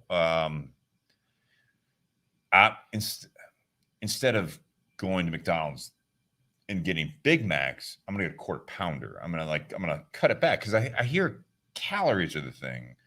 I'm going to exercise. I'm gonna walk more. I was like, that's a good step. What's after walking? Do you think most people know what to do and just choose? They don't. You don't think so? I think most people know what's the difference between right and wrong and just choose not to do it. I think that people know that Diet Coke's not great for you. No. But they think it's a better alternative than Coke. I get what you're saying. I think that people know the first steps. They don't really want to commit to the bigger picture. I think everyone knows that if you eat better and work out more, you'll be in better shape, right? Dude, P90X was huge. Right? Remember that? P90X? And sure. I remember I looked into it. I didn't buy the DVDs and all that stuff. And like I saw people like friends and you look on this stuff. They're fucking killing it. Like they just got lean. They got that. What are you doing? Well, I'm following P90X. Like, what is it? And like, well, I work out 6 days a week and I eat really well based on their diet regimen. I'm like, what were you doing before? I wasn't really working out at all. And I was eating whatever I wanted. I was like, God bless them for making all that shit tons of money because they actually they gave you something that you could identify. They gave you a plan. Identifying with the goals is the biggest part of this. It's something that, you look at. So I had I don't think he listens, so I don't want to put him under the bus, but I had a friend that I remember his father. What's his first and last name? No, this is something that's tough because this is about the willpower and who you are. This is something that I think is really relevant is that. So I remember his father actually put himself in the situation that he had onset diabetes. All right. Right. And this is really relevant with COVID and everything else, right? This is one of the comorbidities. Comorbidities, yeah. He didn't say it right, did he? No. But it's one of those situations that I remember that he would express the frustration that he's looking at his father, and it's like he knows what he needs to do just to survive. This isn't just a New Year's resolution. This is like the doctor saying, like, yeah, you got to stop eating like this. And first, he lost a toe. Then he lost another toe. And it's like, well, he ate a sleeve of Oreos last night. I'm not making this up. Love Oreos. These are those things that it's like, literally someone tells you. So given this podcast, if a doctor said if you keep drinking or smoking like you are doing, you have this shelf life as a person, you will die. And you make the decision of, I will stop this and hope he's right, or I'll continue doing this and live my last days like this. You ever watch My 600-Pound Life? I've never done it because I don't like the fact that that's a show. So it's a show with people that are mostly over 600 pounds. Hence the name. Yeah. And hence it's not a clever name. I mean, I feel like it's pretty literal. Yeah. So a lot, and they have to lose 50 pounds before they can get the surgery. They have to just prove that you can lose 50 pounds. And if you are 600 pounds, yeah, you can eat a lot of calories a day and still lose 50 pounds because it takes a lot of calories to just maintain 600 pounds. Yeah. The majority of the people before and after the doctor's appointment are in a drive-through getting the food. You were talking about goals and a set date. And I'm trying to bring it back a little bit. So you're not a big believer, and Nate brought up earlier that, hey, why does it start on the 1st? So let's just look at where I do like the starting point. I will say that. I am a big proponent of just going. Okay. Tomorrow, the 1st, Monday, whatever it is. So let's at least you have a starting point. Like let's just look if at you wait till the 1st, fine, but make a starting point. That's the first step. Yeah. So let's break the fourth wall a little bit here, and let's just talk about the BS brand and the podcast. Okay. So the BS podcast, Bourbon BS podcast. Yeah. Is that what you're calling it now? Yeah, it's catchy.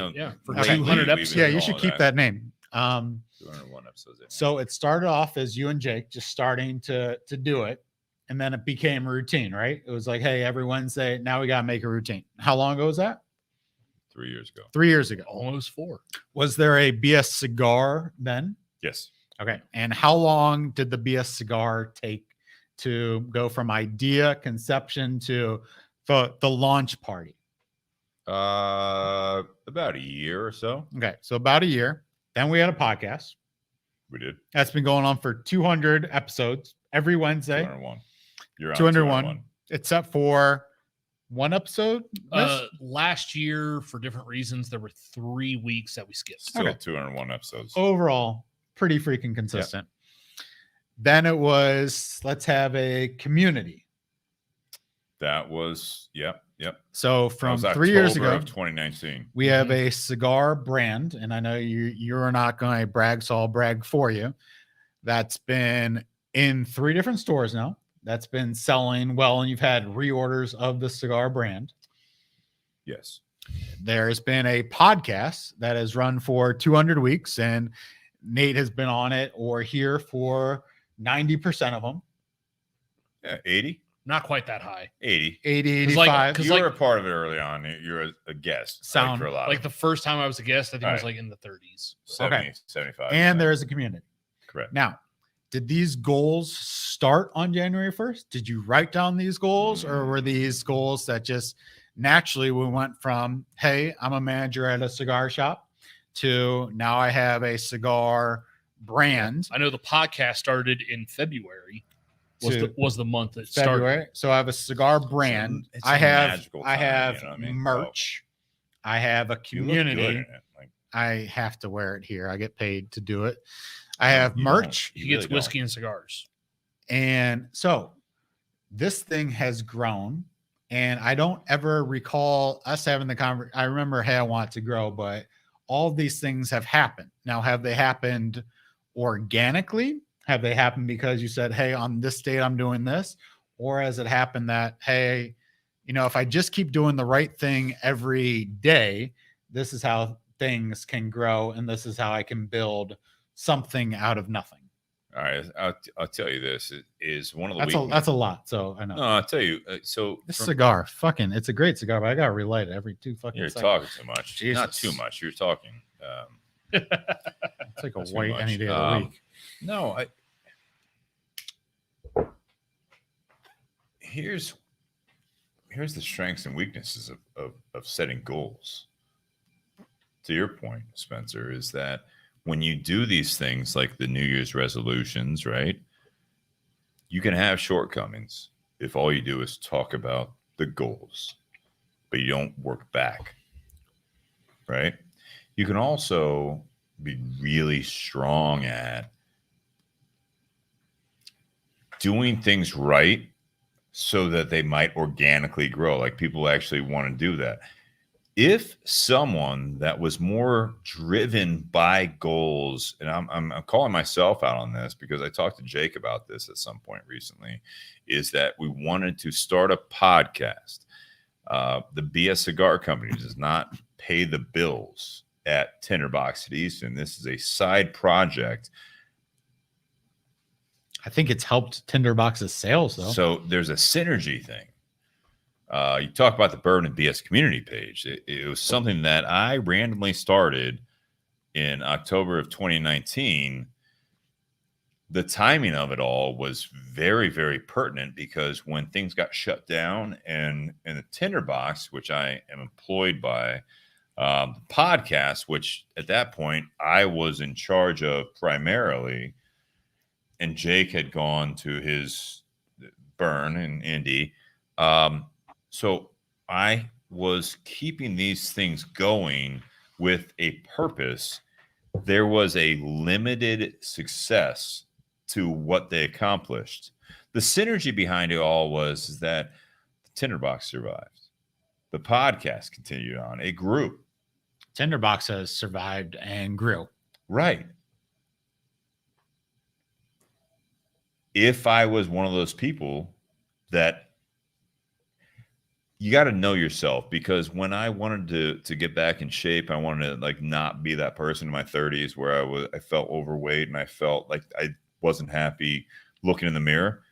I started making moves and I was focused on those moves. I'll look at the New Year's resolutions type of thing is that there's a combination of those. If you set a goal, how are you going to get there? My shortcoming as a person in business and otherwise is that I look at the process first and I'm going to keep doing that. Like I said, when I lost the weight, when I hit like 215 after 245, this is great. I'm just going to keep doing it. And I looked at the scale and I'm like, I'm at 205. Keep going. Next thing I was like, no, but it wasn't a goal weight. I understand, but It literally was if you're doing something those right, you things. just keep doing the right thing. And I look at the same thing with business, and you have to surround yourself with people that will actually build to your weaknesses and also enjoy your strengths. Is that you need to have someone that is like, all right, you got the nuts and bolts. I got the vision, or I have the vision, and we need to work on how we get there. There are two plus many parts to the situation, whether it's you on your own or it's if you're in a business or a relationship. Relationships much the same way. You're struggling. Okay. I want to be back to what we had in the honeymoon phase. I want to get more involved. What are we missing? I want this. If you don't communicate that, you need to really communicate first with yourself on how do you get to that point of being happy again, or you're just going to be like, all right, New Year's coming up. I'm going to be happy in my relationship again. How are you going to do it? Yeah. How are you going to do it? Well, I'm going to put more focus on it. How? It's like a kid asking why. Well, I think it really is. It really is that situation where it's like, I want to get better at X. And you have to say, what's your goal? And it's not necessarily the end goal. To your point is, Spencer, is that with the community page, with the podcast, with BS Cigar Company, with Tinder Box, it's what's your goal 6 months, 12 months, 18 months? this goal should shift. And when things we talked about, we had a SWOT analysis on the podcast with Nicholas Perdomo III. We talked about these things. You have your strengths and weaknesses. Those are internal. Outside threats and opportunities, that's another part of it. You really need to put the effort in all the time to make progress. If you don't, and all you do is talk about it or what you think should happen, what I want to happen, you're not going to get there. So the way I like to view it is kind of stacking bricks. So, and I know, Nate, I apologize for cutting you off, but the way I view it is if you can just keep stacking bricks, you know, in business, it's if I just keep adding one customer every couple of days, all of a sudden you built yourself a nice little wall. And if you keep building walls, and you'll build yourself a nice little house. So it's not, hey, what's the end goal? Hey, I want to make, you know, $300,000 this year. That's not the goal. The goal is if I just keep doing the right thing every day, that 300, I'll just surpass that 300. It'll be, Right. You know, because that's Building not block. that there is no goal. Hey, 300 is going to make me happy. 400, you know, who knows what number is going to make you happy. It's if I just keep stacking good days on top of each other, all of a sudden I got a good business. In a relationship, if I just, you know, one of the things you mentioned, you know, a couple podcasts ago, Nate, was, hey, I want to just keep improving my relationship with my wife. If you just keep stacking good days, good weeks on top of each other, all of a sudden, Nate, how's your marriage, you know, 10 years? Well, you know, first year was this, second year was this, but we just keep stacking good years on top of each other. All of a sudden, you guys have a rock solid base and you guys can tackle anything. Nate, go ahead. I'm sorry. Well, No, wait, real quick. I'm sorry. He's not. No, I am. No, I do want to hear from Nate, but what you talked about was continuous effort. You got to keep stacking. You got to keep stacking. There's no stopping. You just got to keep stacking good days, good things on top of each other. And there's going to be a brick that gets pulled away every day. But if you stack 3 and you take away 1, that's 2 bricks that are headed in the right direction. What I equate that to is that if you want to run a marathon, there is a finite goal. What, 26.2, right? You're not even close to it. What's your first goal? I want to do 1 mile. I want to do 2 miles. I want to do 3. I want to do a half marathon. Now I want to do a full marathon. But if all you do is at New Year's say, I want to run a marathon. That's what my sister's been doing the last How couple do years. you do it? I run a mile. I run 2 miles. I run a 5K, I shoot for a 5K. Yeah, that's so the personal relationship is that what I want to say is that where your failure point is that you hit the marathon 26.2. I give those people a lot of credit. So I do too, but if you stop then and all you do 5 years from now, you say, I ran a marathon. You did it though. You know how to do it. You know do how you to continue to do it. Though? I don't, but you know what it takes to do it. You know, you get knocked off. You have to start a new career. Hey, I got the ability to do it. My you point is, you know what needs to be done. Are you still doing it? Fair. I'm tired of hearing people say, I ran a marathon. I used to do this when I was in high school or college. It's not enough. All right. Go ahead. So Nate, I think we're out of time. No, I'm sorry. Go ahead. Nate Hale. Yeah, we're out of time. Guys, thanks for tuning in. See you next week. Matt Damon, apologies. Is that who I am now? No. Fuck Go Matt ahead. Damon. Someone had commented earlier, when you're setting goals, and it doesn't matter what it is, whether relationship, business, personal, career, weight loss, whatever. There are several factors that go into it. One, it needs to be a specific goal. It can't just be something broad like, I want to lose weight. I want to get a new job. I want to be in a better relationship. That's very, very broad. You have to actually narrow it down, make it something specific. Like, I want to lose 5 pounds. Great. The next step is there has to be a time. There has to be a timetable. Like, I want to accomplish this by this time. And also, it has to be something that's attainable. There are a lot of people that will set a goal that may not be attainable. Like, I want to weigh 150 pounds. Cool. Not in my genetics. Why? Not physically gonna happen, because at that point I'm gonna look like it was, Or you'll get yourself disheartened by not being able to hit that goal. Exactly. So you need to great either way. So man, when you set a goal, like something that I had done personally, starting a couple of years ago, like I wanted to get a new job, but I couldn't just sit there and go, I want a new job, and then not do anything about it. I actually had to take, like, what does that involve? Well, I need to build these connections. I need to, if I want another job within my same company, I need to shadow people in other positions. I need to show other managers that I have broadened my horizons, and I'm not just a new job. I'm not just a one-trick pony. Like, I can do other things, but also having a timetable. Like, I want to accomplish this goal by this time period. And so, Spencer, you bring up relationships. There's only so much you can do in a relationship to have that be a good relationship. Like, you can, there's only so good that relationship's gonna get, but then what it becomes is maintaining that. So, like, when people set out to set a goal for weight loss, like, there is a certain weight that they are going to be comfortable at because of their build. Like, Steve has a lot of muscle mass. So Steve can't maintain that muscle mass and weigh 150 pounds.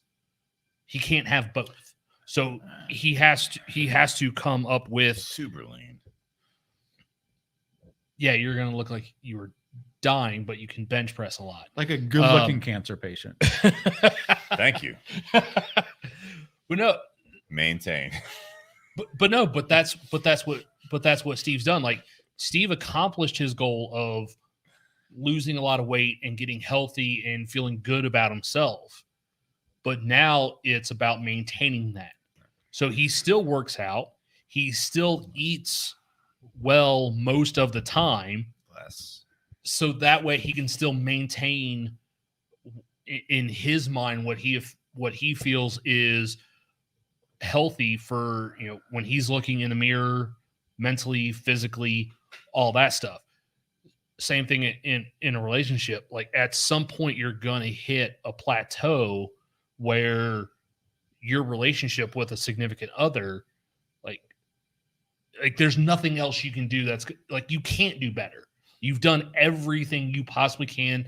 The other party's done everything they possibly can. You can't do more. So now it's just about maintaining where you are. And that's not a negative thing. It's be happy in a relationship. Like, that's the kind, like, you ask someone, like my grandparents, they were married for 60 years. Were all those 60 years great? Absolutely not. But I think if you keep building a positive base, that you can overcome the negatives easier. Exactly. And that's what it comes at. Like, if, Steve has maintained this discipline of being in a, what he considers healthy. Steve has maintained that for a long period of time. So when the shutdown happened last year, Steve was like, okay, I need to still maintain what I'm doing. How do I do that? He starts setting up a home gym. Even though he couldn't go to the gym he was a member of, he kept doing what he needed to do as much as he could. There were other outside threats that prevented him from doing all he wanted to do, but he was still doing what he could in order to maintain what his goal was. All right. Same thing in relationship, same thing with business. I can only do so much at my current position. There's only so much I can do. There's only so many hours in a day. But if I do the best I can with what I'm given, and if I can take anything, go ahead. And if I can take anything more on, great. But there's only so much I can take on. Go ahead. All right, on to the next. No. Next what? Whatever the next topic is. New year, new you. Fuck that. No, Bobby Hirschman actually, he says, he's trying to hang in here, and I love Bobby, and he's fantastic with the support. relationships should not be a resolution unless we are 16. I got to be honest. These are all really, really, to me, reminders to yourself that it's a constant work. You always have to, if you're making resolutions, I'm of the opinion that you are accepting, which is fine, your shortcomings. What do you want to get better? Yeah. Being in denial is the first step, right? So if you want different results or different things, then you got to make drastic changes, right? Thank you. You can make a lot of small changes and those could end up being a drastic change. But if you want significantly different results, then you got to make major changes. So I agree. So 100%. So if you're struggling with your job, you're struggling with your relationship, if you're single for the first time, if you're unemployed, if you aren't who you want to be when it comes to New Year's, you have a stable relationship, you have a stable job, you have a household, but you still are just not doing these fun resolutions. I gotta be better. Yeah, it's nice to. That's a self. I feel like stability is the baseline.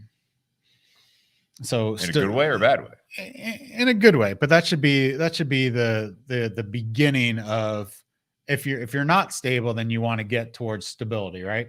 But then once you do get to stability, then you want to grow. So, the American way is bigger, better, more, stuff like that. That's just kind of innate in us. So stability is nice. Yeah. And stability is safe. And everyone, some people, safety is a really big thing, especially if you've been through a lot of changes. Right. To get to stability is definitely, if you got your ass kicked, then to get back to stability is a good thing. Whether it's a change in job, change in relationship, family, whatever the case may be. But once you do get to that baseline of stability, hey, you got money to put a roof over your head.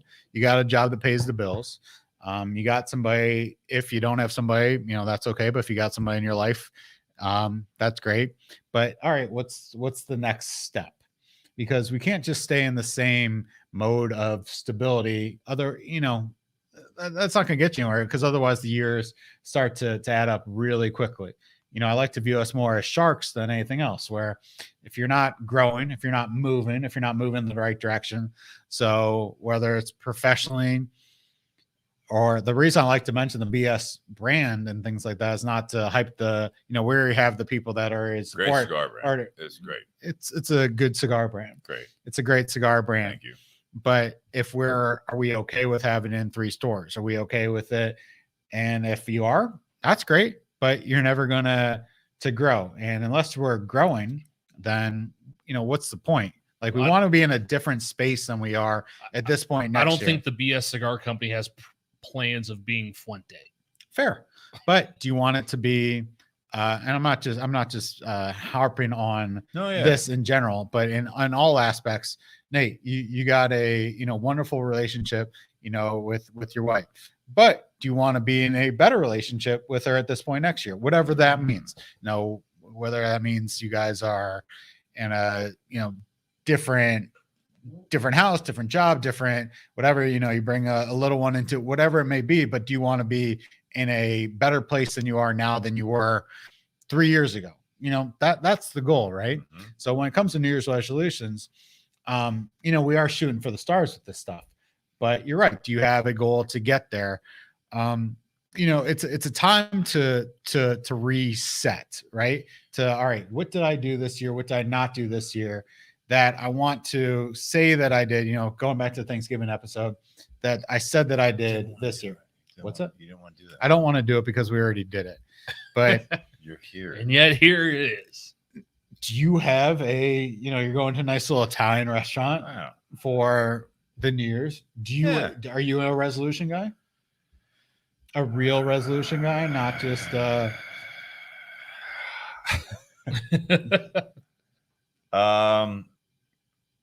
you can't control what other people are doing. You can't control your family. You can't control your friends. But do you personally? Yes, you can. No, I'm kidding. Yeah. You can control your I we, will we can say, manipulate hey, I everyone. want the world to be obviously rid of COVID. I want people to be more outgoing. I want Listen, people to go to movie theater. Yeah. So Yeah, you know me well enough, and we're close enough that you're right. I can't, and you won't change other people. You know, my New Year's, I really like the fact that there is an opportunity there. You know, same thing with being like a hopeless romantic, right? You know, there's someone that you can do better. You can enjoy life. I'm that person that I acknowledge the past. I want to do better, and I struggle with that because I acknowledge the past maybe too much. But when I get down to it, there is an effort. That one of the reasons that your past may not be your future, all right. right? All right. Is because you didn't do the effort. There's so many similarities right now. Is that when you talk to me about, not you, Spencer, but when you talk to me about like you used to deadlift this, used to be this weight, you used to be so happy, your career was just killing it. What are you doing right now? Why are you talking about the past? It's so easy to identify with your past because you're comfortable with it. Well, do you feel like your best days are ahead of you or behind you? I think they are both. I think they're all around me. I think that I had great past days. I had a great time. I am of the opinion that I'm not trying to have better future days. I'm trying to enjoy my future days. It's a lot of fun. I had good times. I'm not going to belittle them. I'm not going to say they're bad. I'm not going to say that I'm going to make my future days better than my past. No, I'm going to learn from those and I'm going to appreciate those. And I really had good times. You know, when I became a college and beyond, and I was on what we classify as an adult, I had a great time. They weren't always good. So I want to minimize the bad and learn from that. And I really like the fact that I have an opportunity, if I choose to do so, have really good times that are better because I learned from it. But it's not because that things were bad in the past. They weren't always bad. You know that, Spencer. I'm not saying bad. I'm just saying everyone can appreciate their past and things like that. And hopefully everyone did, have awesome memories and stuff like that. Yeah. But we got like 40 or 50 years left of this, right? So do we want to, remember that we had great times, but there's different types of fun to be had. And you want to, the second half of your life, do you want to make it, I do what you're saying. yeah, a more memorable? And that's just what I was saying. So 2022 is a recap, but when I think 2022, that seems like the future. That doesn't. It is. Yeah, Literally. yeah. But I mean, when I heard 2020, I was like, wow, that's crazy. When I heard it was going to be like 2000, I was like, that's nuts. It's Y2K. Yeah, Propaganda, right. Yeah. But I mean, it feels like from going to 2000 to 2022 has been pretty quick. Pretty. Do you have something to say? No, I gotta go. All right. I'll miss you. All right, man. Same time next week. Sure. All right, man. Happy New Year. I'm wearing shorts. Happy New Year. It's got great calves, huh? Great ass. Great ass. All right. Are there any questions or anything like that from the? Yeah, no. No. We should do closing remarks. All right. We've had some great comments though. Like what? Steve, before we went into part 2, didn't you talk about a post that you saw on social media about like making a resolution to get rid of the toxic or the negative? Yeah. Let me see if I can pull it up real quick. It's a good point. Because I've seen a lot of that stuff recently as well, and I think as important as developing good habits and good practices can be, it's just as important to get rid of the negative. All right, so here you go. Instead of New Year's resolutions, let's have some New Year's realizations, because nothing you attempt to change is going to stick if you remain stuck in your same old bullshit. Okay. You got to let it go. I had a very long conversation with a friend / customer of mine. You know, I went through a breakup a year ago. He went through a divorce a year ago. 25 years. Ooh. And I haven't seen him much. And he came in today, and he's talking to me about like the fact that like, no, I'm seeing someone else, and it's not really what I want. I'm going to a counselor, and he is man of the cloth, and he's telling me this like, yeah, it's been a year. So he's like, year is not when she's really ready to come back. As we talked, he's stuck in that.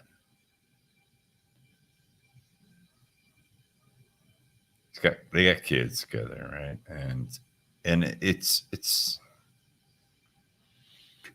I gave him the podcast, so I'm trying to like really, really cater my thoughts to this. And while we're sitting there, he's got his phone on the table, and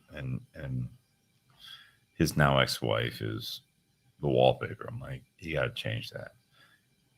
Therapist said the same thing. I'm like, how's she look? That's irrelevant. It's not that irrelevant.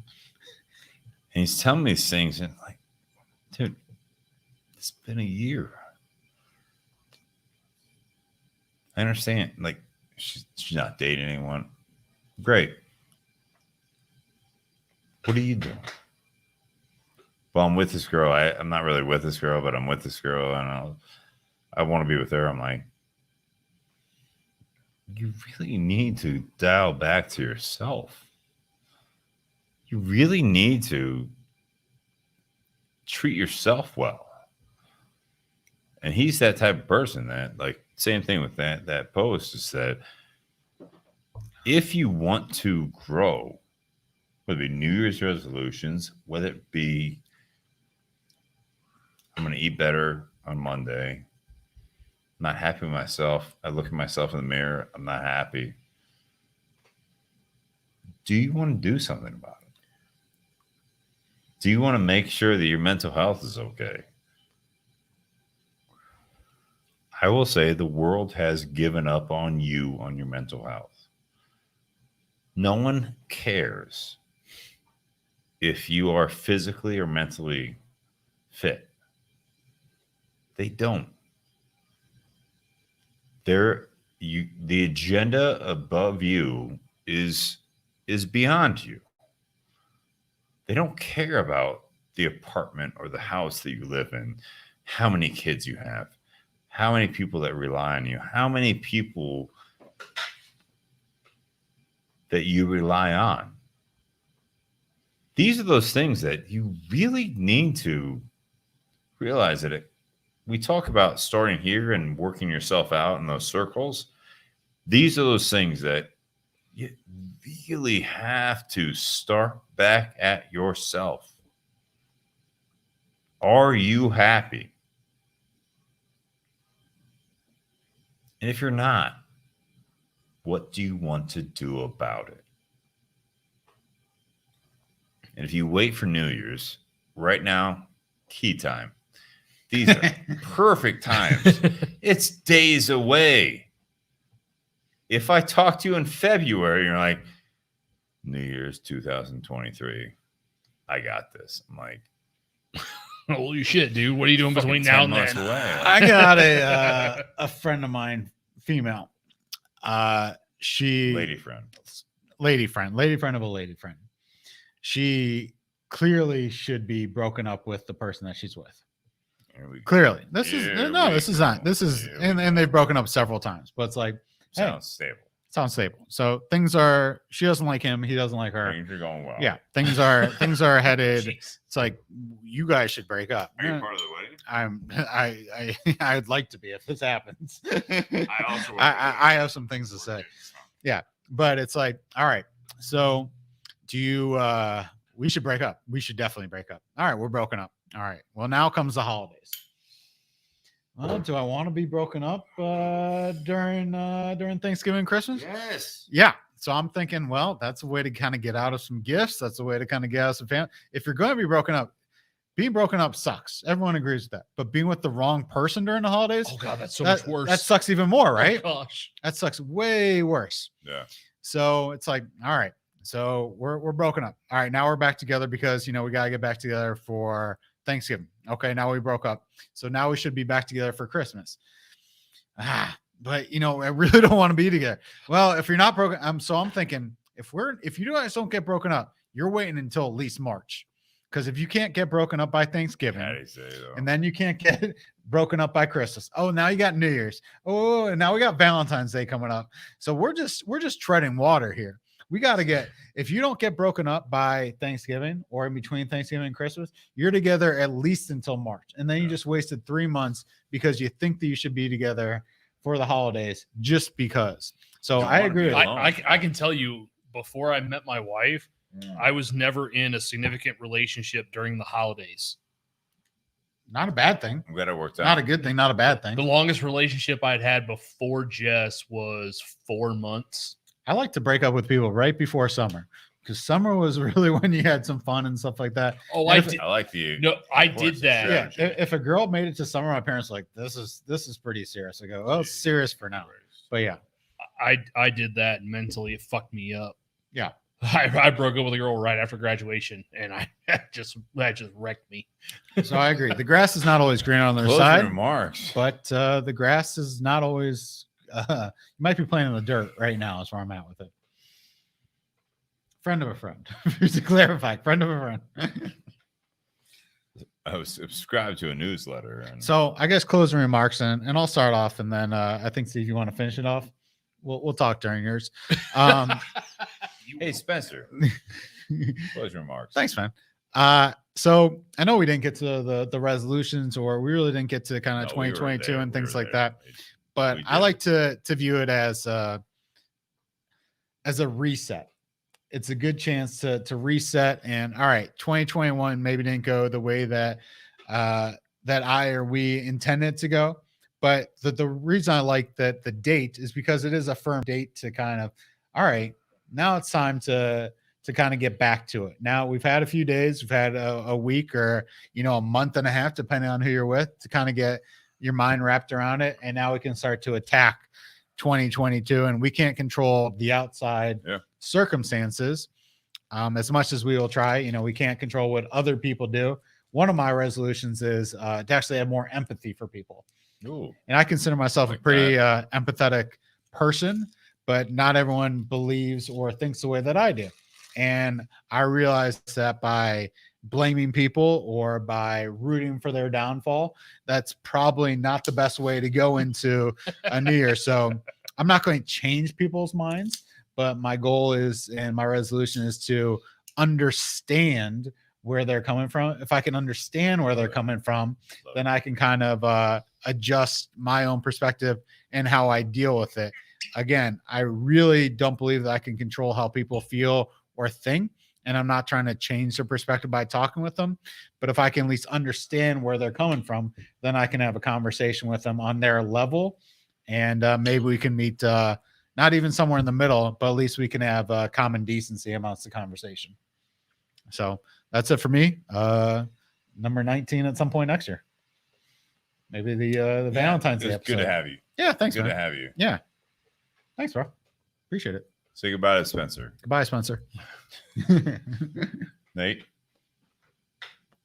Jesus, So- are we just smoking golds out of Just I haven't had gold. Fall- I might fall have sky. you got an extra gold around here? I do. All right, I might need to have an extra gold. Okay. I got I got you. Venmo. I got you.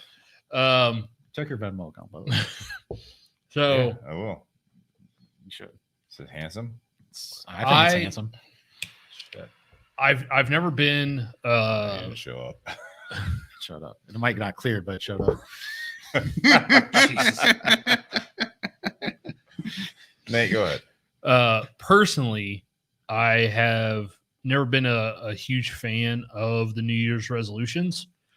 His birthday, right? Be- Yeah, that's a It- tough one. It's not because of my birthday.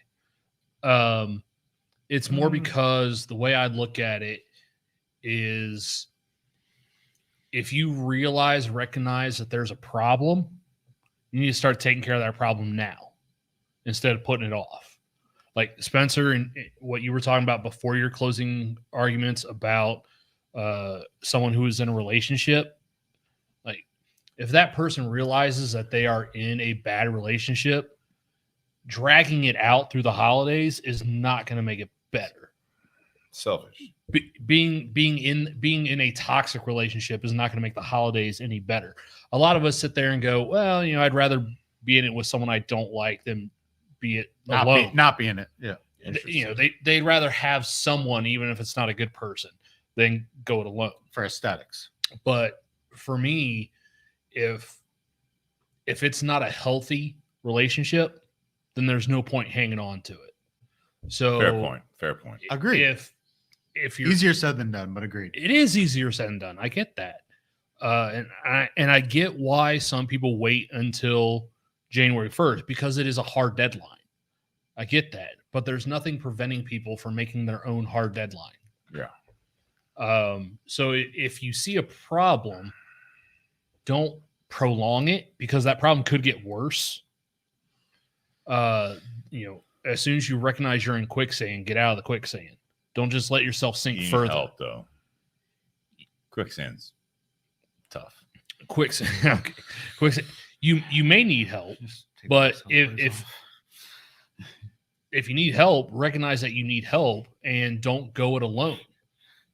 Like reach out to people because every single one of us has a community around us that are willing to be there for us when things go bad. It doesn't matter what the time of year is. If we're going through a breakup or we're going through a job loss or something like that, Yeah. we all have people in our circles. Or when things go good. There we go. It's nice to have a community to have some. I mean, we always love dwell on the that. bad, but I you love also it. you got to celebrate the wins Pass too. the baton over here. No, everyone has a lot of losses, go. but you got to celebrate the good too. You got to celebrate the wins. You have to. You That's do, why I don't go last. but you don't You're set not going. what I'm saying. You don't set the wins on January 1st. People set goals January 1st, but what I'm saying is people can set those goals any time of the year, and they can reach out to the people that are around. Because, like, if Steve's going through something, Steve doesn't need to wait till January 1st to reach out to me to ask him for help to get through that situation. Steve went through some shit last year before January, Yeah. and myself and some other friends of Steve were there to help him get through it. You would have been there in June. Exactly. And that's my point. I Even if agree. what happened to you last year had happened in June instead of December, I still would have been there for you. And you still would have made the same decisions Right. and goals in June that you did in January. Yeah. So you don't necessarily have to wait until a specific day on the calendar. When you realize it's a problem, fix the fucking problem. I love the fact that New Year's brings people back. the holidays bring people back. It's like a just this self-realization that they want to enjoy life again. We lost that last year. It was all, things were bad. I love the fact that New Year's, I'll put a positive spin on this for those that are listening at this point, is I love the fact that sometimes you need that reminder. You need that Hallmark reminder. I love the fact that Hallmark has made so much money on all this bullshit. Right? You know what I mean? It's like you want to get a card. You're like, well, yeah, all right. You want to buy a birthday card. It could be a random date, right? So it's like. Do you get Christmas cards for your family? A couple of them that I got gift cards for. Yeah. So, but my point is that your birthday is April 6th. You don't know what to get them. Hallmark's got a card for you. They capitalize on this. I actually love the fact that there is this outlet that you can actually project positivity to, no matter what the celebration is. The birthday, you had a kid. It's Arbor Day. Let's plan a tree together. I don't care what it is. I feel like there is something that I appreciate that with the New Year's. There's Hanukkah. There's Christmas. You can have Kwanzaa. There's what else? I think those are the main. No, there's other ones around there. Whatever it might be. I got my dad the perfect birthday card this year. So you're trying to interrupt me on this. Are you talking? I wasn't even finished. Yeah, So Nate's, go ahead. I got my dad the perfect birthday card this year. And he was like, this is a really good card. My dad doesn't save anything. He's like, this is a really good card. I go, thanks. It took me, I was in Target and I went through the aisle and I got my dad a really good birthday card. My dad doesn't save everything. He's like, this reminds me. He goes upstairs, comes back a couple minutes later. I got him the same fucking card last year. I got my sister-in-law the same shirt 2 years in a row. And I was like, it was a good card last year, Dad. It's a good shirt. It's a really good card this year. It really fits you. Yeah, no, I get it. So like, my sister-in-law loved this shirt. Go ahead, Nate. Double it up. So what I was thinking when you were talking about the friend / customer, which I may know that person, you didn't say who they were. I may or may not know who this person is. Dustin Bovey. No, it's not Dustin. I can tell you that just based on Steve's story. Cool. But that person's talking, it's been a year and that person still has their ex as the background on their phone screen. I hope it's the same person. I have no idea who this person is. But what I'm thinking when Steve's telling that story, because I have had friends that have done something similar. Like the relationship ended, but they were still holding out this hope for months or even years later. And it would have been better for that person if they'd have just realized this is the end of it. That's that chapter in my life has closed. I need to move on to the next chapter. What some people, I think, make the mistake of doing is they keep holding on to that chapter, hoping that chapter will continue or they can rewrite that chapter. And they spend so much time and energy focused on waiting instead of actually doing something and moving on. Yeah. And I think that's what some people have, because especially someone who's been in a relationship for 25 years, I can understand why that person may have a hard time moving on. But I have also had a relative in my life that was married for 25 years and then got divorced because that person cheated on them. And that was the end of that relationship. But that person did not hold out hope of that relationship solving itself and getting back together. That person realized that was the end of it, and they moved on to better their life because they knew what was coming next was going to be better than what they lost. So you hit a big point there, right? So it's about you. Always about you. New Year's resolutions, anything that you're doing for other people, it has to be based on you. What you're talking about, Nate, is very relevant. I agree. Making someone else happy is never the primary. You have to listen, Spencer. I know he's doing wishy-washy thing. You won't be able to make them happy if you make them your primary focus. You have to make yourself so that they have a reciprocal way of having this relationship. The job's the same way. The relationship is the same way. All these things, no matter what you want to do, you're not in shape, you want to get in better shape. Cool. You didn't treat the person right, you got to treat the person better. They care, but you need to make yourself better.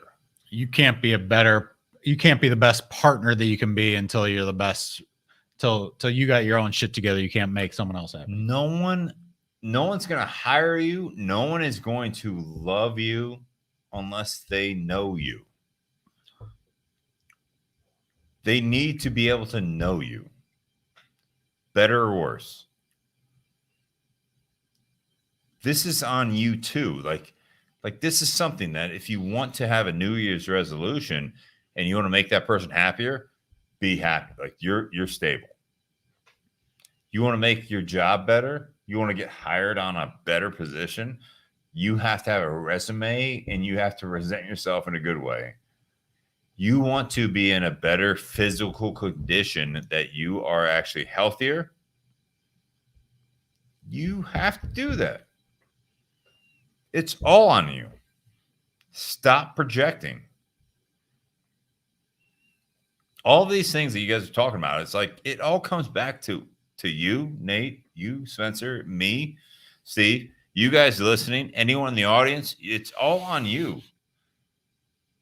What makes you happy? Because that guy I was talking about, that he's still struggling. Everything I talked about, I'm like, take off the wallpaper of her picture. It's been a year. Especially if he's dating someone else. I agree. I told him that. Maybe I'm not happy with this. Maybe just Then what if that other person sees just that? Like, save the my picture, but fucking point is My that fucking rebound. What the hell? my fucking point is that you have to be happy with yourself. So as you enter into the new year, what makes you happy? Because the people around you, with significant other, family, kids, whatever it might be, job, whatever, they feed off that. They can't beat that. They can't. If you're happy and you are killing it as you walk into that building, you leave your bed, you enter that day. There's no competition out there. You walk into that client, Spencer, and you're Spencer. Yeah, he is. If you were questioning yourself and you put yourself out there that you weren't sure about, you're fucked. You're fucked. You already lost. You're fucked. And that other That's my party's gonna point. know it. You have to put yourself first, and not in a negative way. Is that if you build yourself up, you build that base, you feel confident in yourself, you can't lose. And with that, I'll say, Happy New Year's, guys. 2022? That's what they tell me. Shit. Ladies and gentlemen, Just ladies at this point. probably Happy New Year's. See you next week.